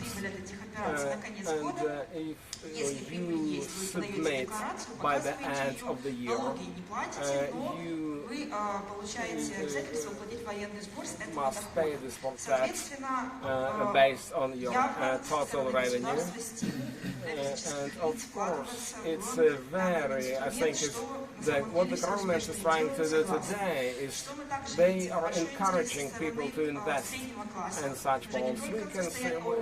We can see now a big interest from the middle class, not just wealthy people, but rich middle class people with some incomes. They tend to invest. We compromised a lot on legal entities, companies in 2015. We understand that what we needed an amnesty for individual taxes and individual incomes. The key point here is to draw a line between the past and the present. And what we want to have, we want to have a proper control and proper monitoring system. If your, if all your income is just your wage, you submit nothing.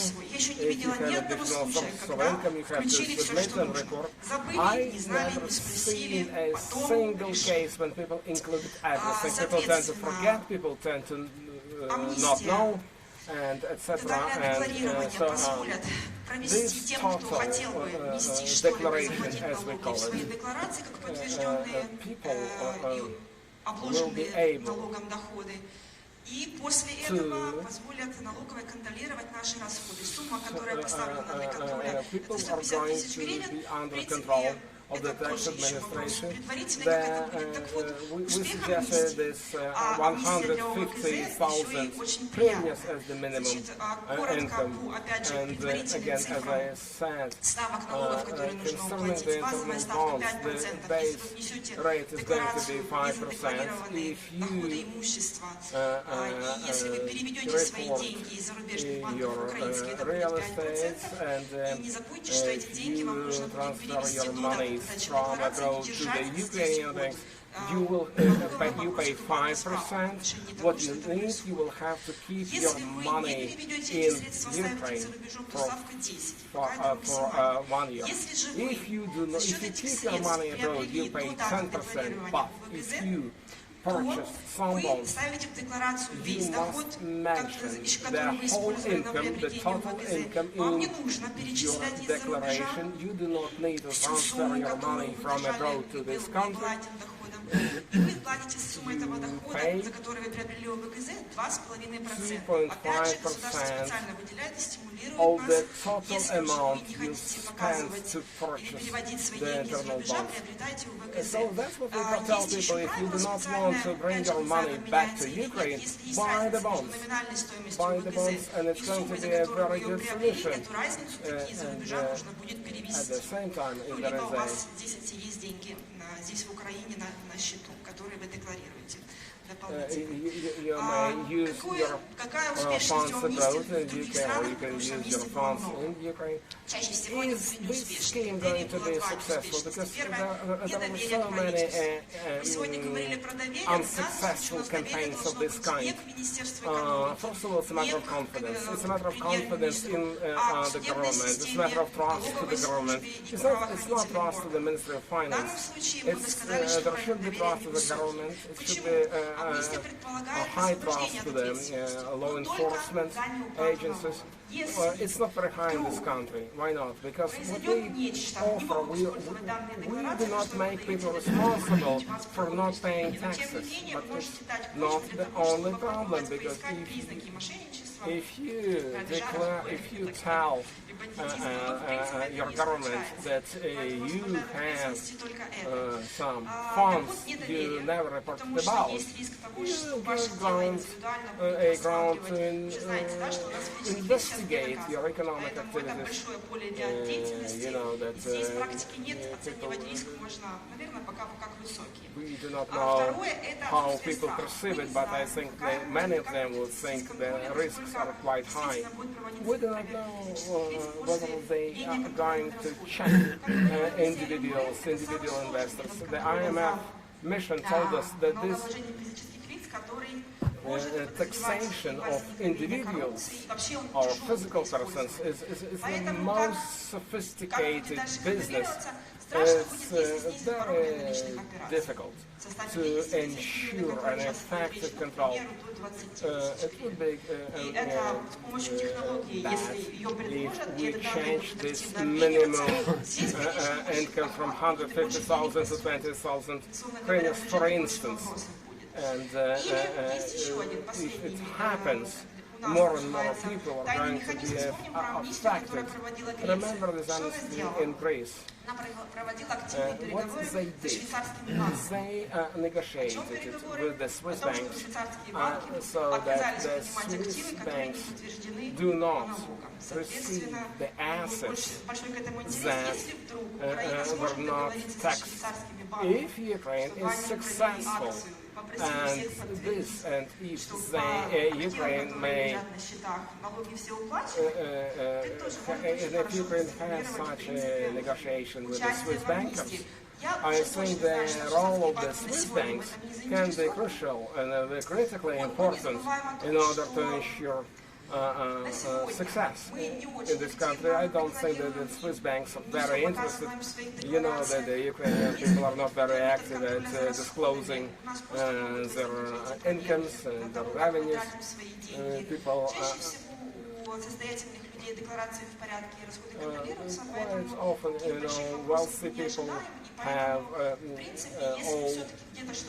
all reports and declarations in order, and they do not have problems. But if you want to legalize your assets, I think the internal bonds can be a very good instrument to do so.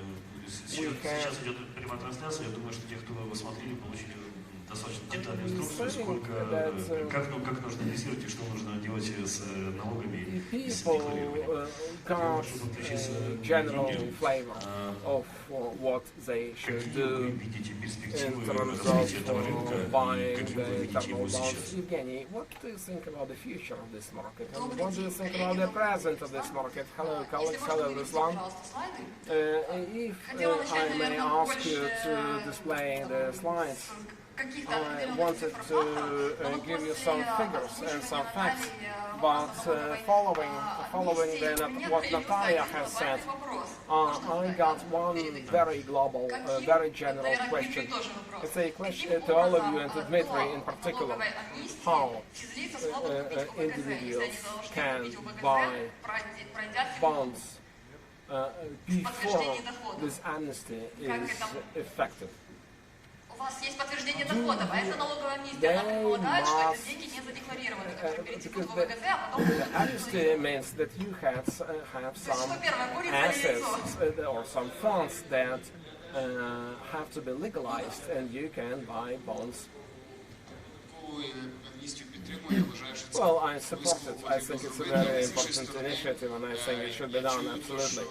But on the other hand, I think again the key success factor would be trust.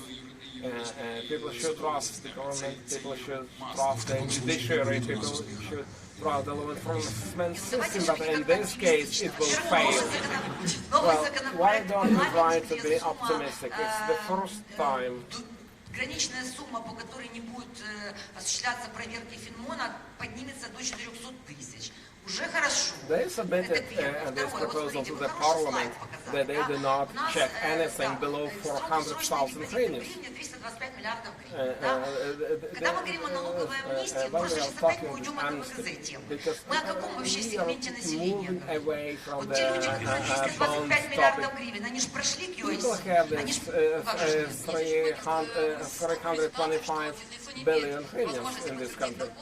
If this individual cannot explain the revenue, if this person cannot explain or cannot explain his income, but it's a lack of understanding. We do not understand how Во-первых, я уже там охрипла банкам это рассказывать. Сейчас мы новый документ готовим просто для банков, который будет по сути требования по стрельности финансового мониторинга.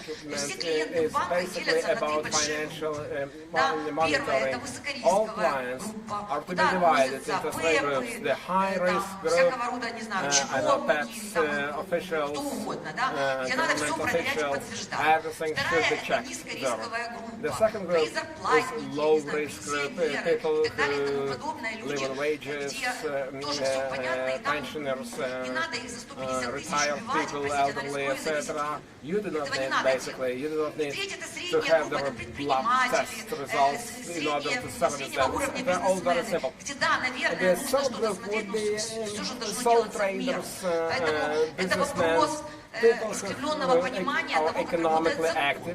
Поэтому если человек всю жизнь работал, я извиняюсь, в этой стране, имеет там средний уровень дохода, имеет квартиру и какой-то небольшой автомобиль, и свои, там, не знаю, там 100 тысяч гривен, или 200 тысяч гривен, или 50 тысяч долларов депозита, то не надо его просить провести хронологию действий за всю свою прошлую жизнь. Это прекрасный комментарий, мы полностью его поддерживаем. Другой вопрос, Дмитрий, вы сможете это имплементировать в нормативку другого? From his childhood until now. As I understand, they are preparing a new draft. The new draft on financial monitoring. And this draft contains a bunch of very right and very correct things. We do two things, or we would like to do two things. We want to allow this third-party verification and concerning the так як він є в законі, зараз він так є. Що ми можемо в цьому зробити? Checks. We have to follow the legislation as it is now. Задача закона, который протидіє легалізації и финансированию терроризму, это именно протидіє легализации и финансированию терроризму, а не протидіє инвестициям населения в государственные бумаги и вкладыванию денег на депозит. Потому что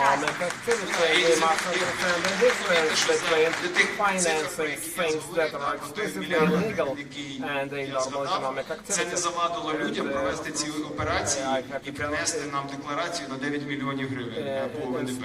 Тобто проблеми в законі немає. Проблема є з тим, хто його як виконує. The problem is not the legislation. The problem is how this legislation is being implemented. Динамика есть, она есть, она хорошая, позитивная. Current trend. The trend is all right, but let me tell you one thing. We have this growth. It's quite easy to grow from scratch, from nothing, but we expect a higher growth. And still we have to say we see some barriers to better growth, to faster growth. First of all, the mechanism is over-sophisticated. This kind of asset is not very simple. Quite many people do not know about it. Second, individuals quite reluctant to submit accounts to the tax administration. People tend to not like it. People do not like to deal with tax authorities. Plus it's extra work, it's an extra effort, it's low knowledge and low awareness about this these new financial instruments, because so far we have no source of information, no website that you can download and have all essential information about this new instrument. We never had this. I do not want to call it publicity, but it's a matter of financial literacy. We have to educate people, and I think quite soon you will see something in this field. So we have to work in order to strengthen and improve the financial literacy.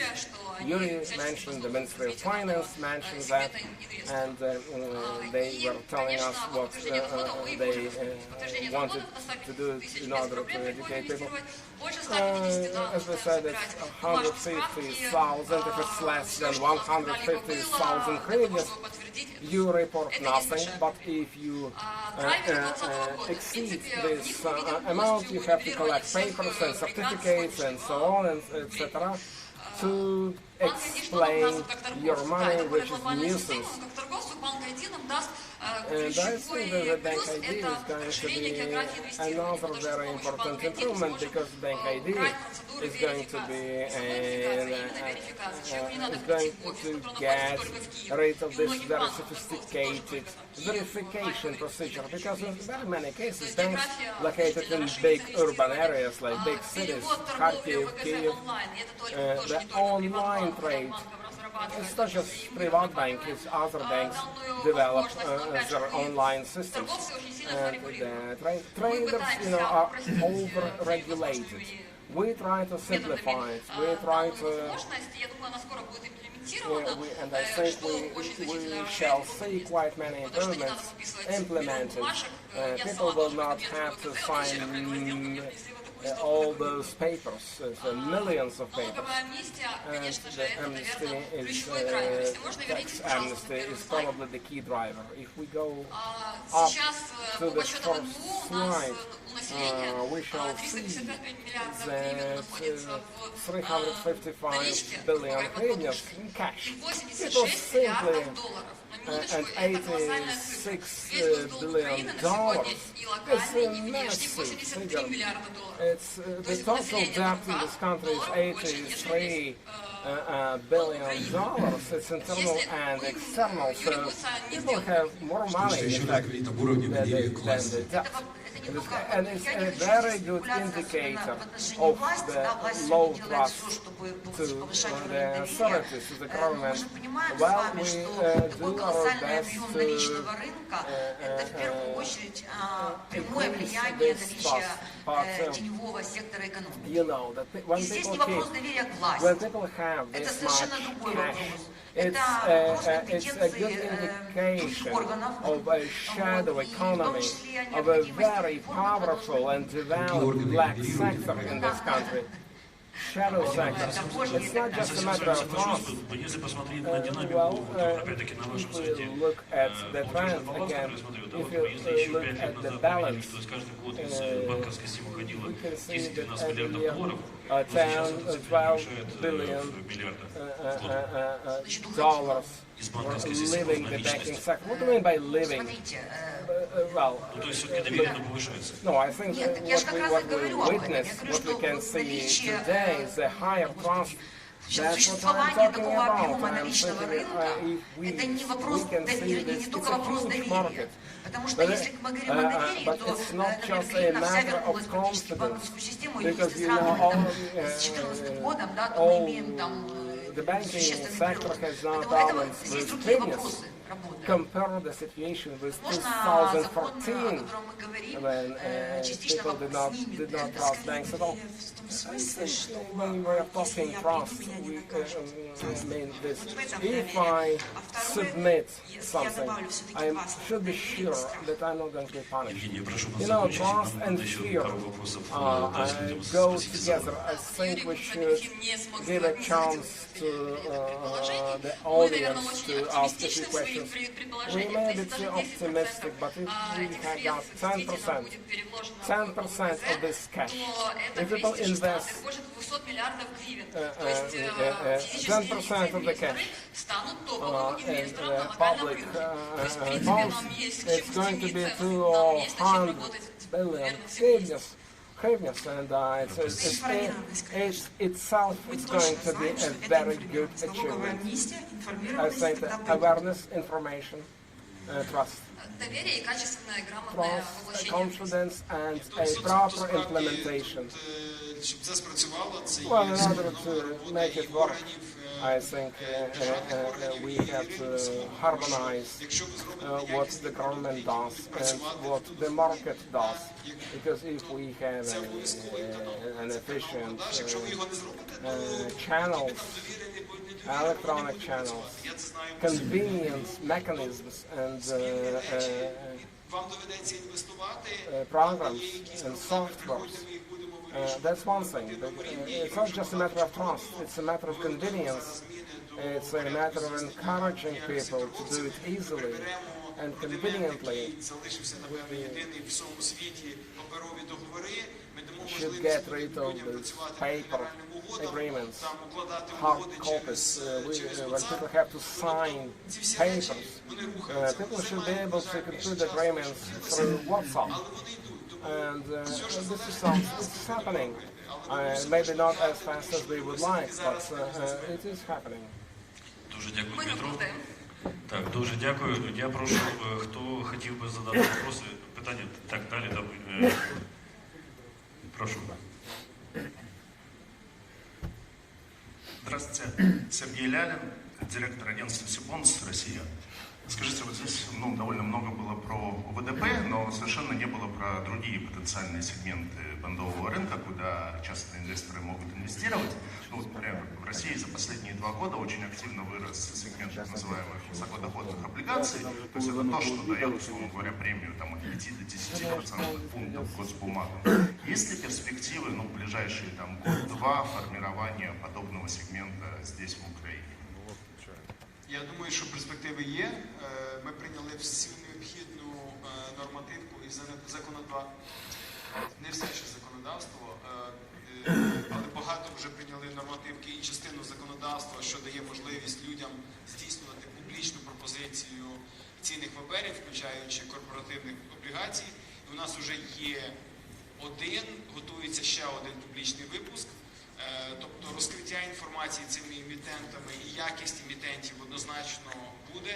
Зараз, коли ми приймемо 9035, це про ринки капіталу і організовані ринки, ми там прописуємо, там є частина про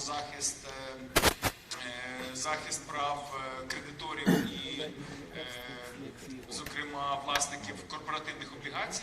Тобто щось на кшталт, як це існує в Євробандах, де існує там bondholder committee і так далі. Тобто ця вся конструкція буде імплементована до нас в закон. Це дасть можливість однозначно підвищити захист It's going to be incorporated within the legislation, and it is definitely going to shield the rights of the investors, which was meant to be the biggest issue associated with the crisis in 2008. Because all those shell companies, did lots of harm, and this is something that needs to be regulated. And lower rates, I suppose, will allow the issuing entities to operate in this market more effectively. So I think we are quite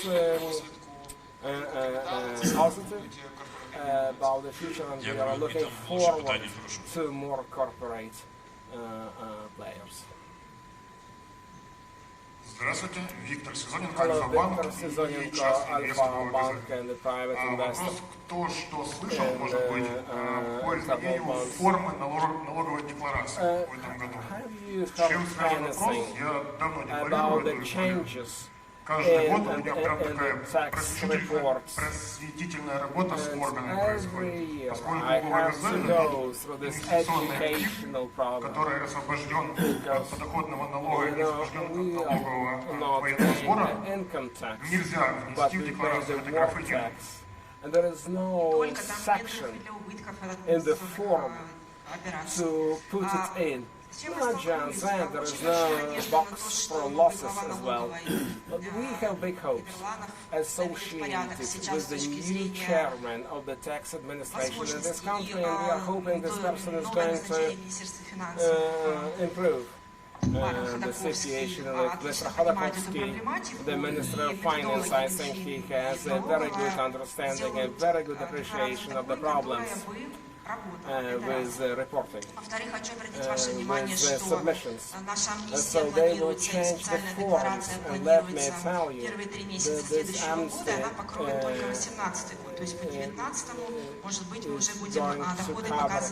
2018, and we are preparing a new form for 2019.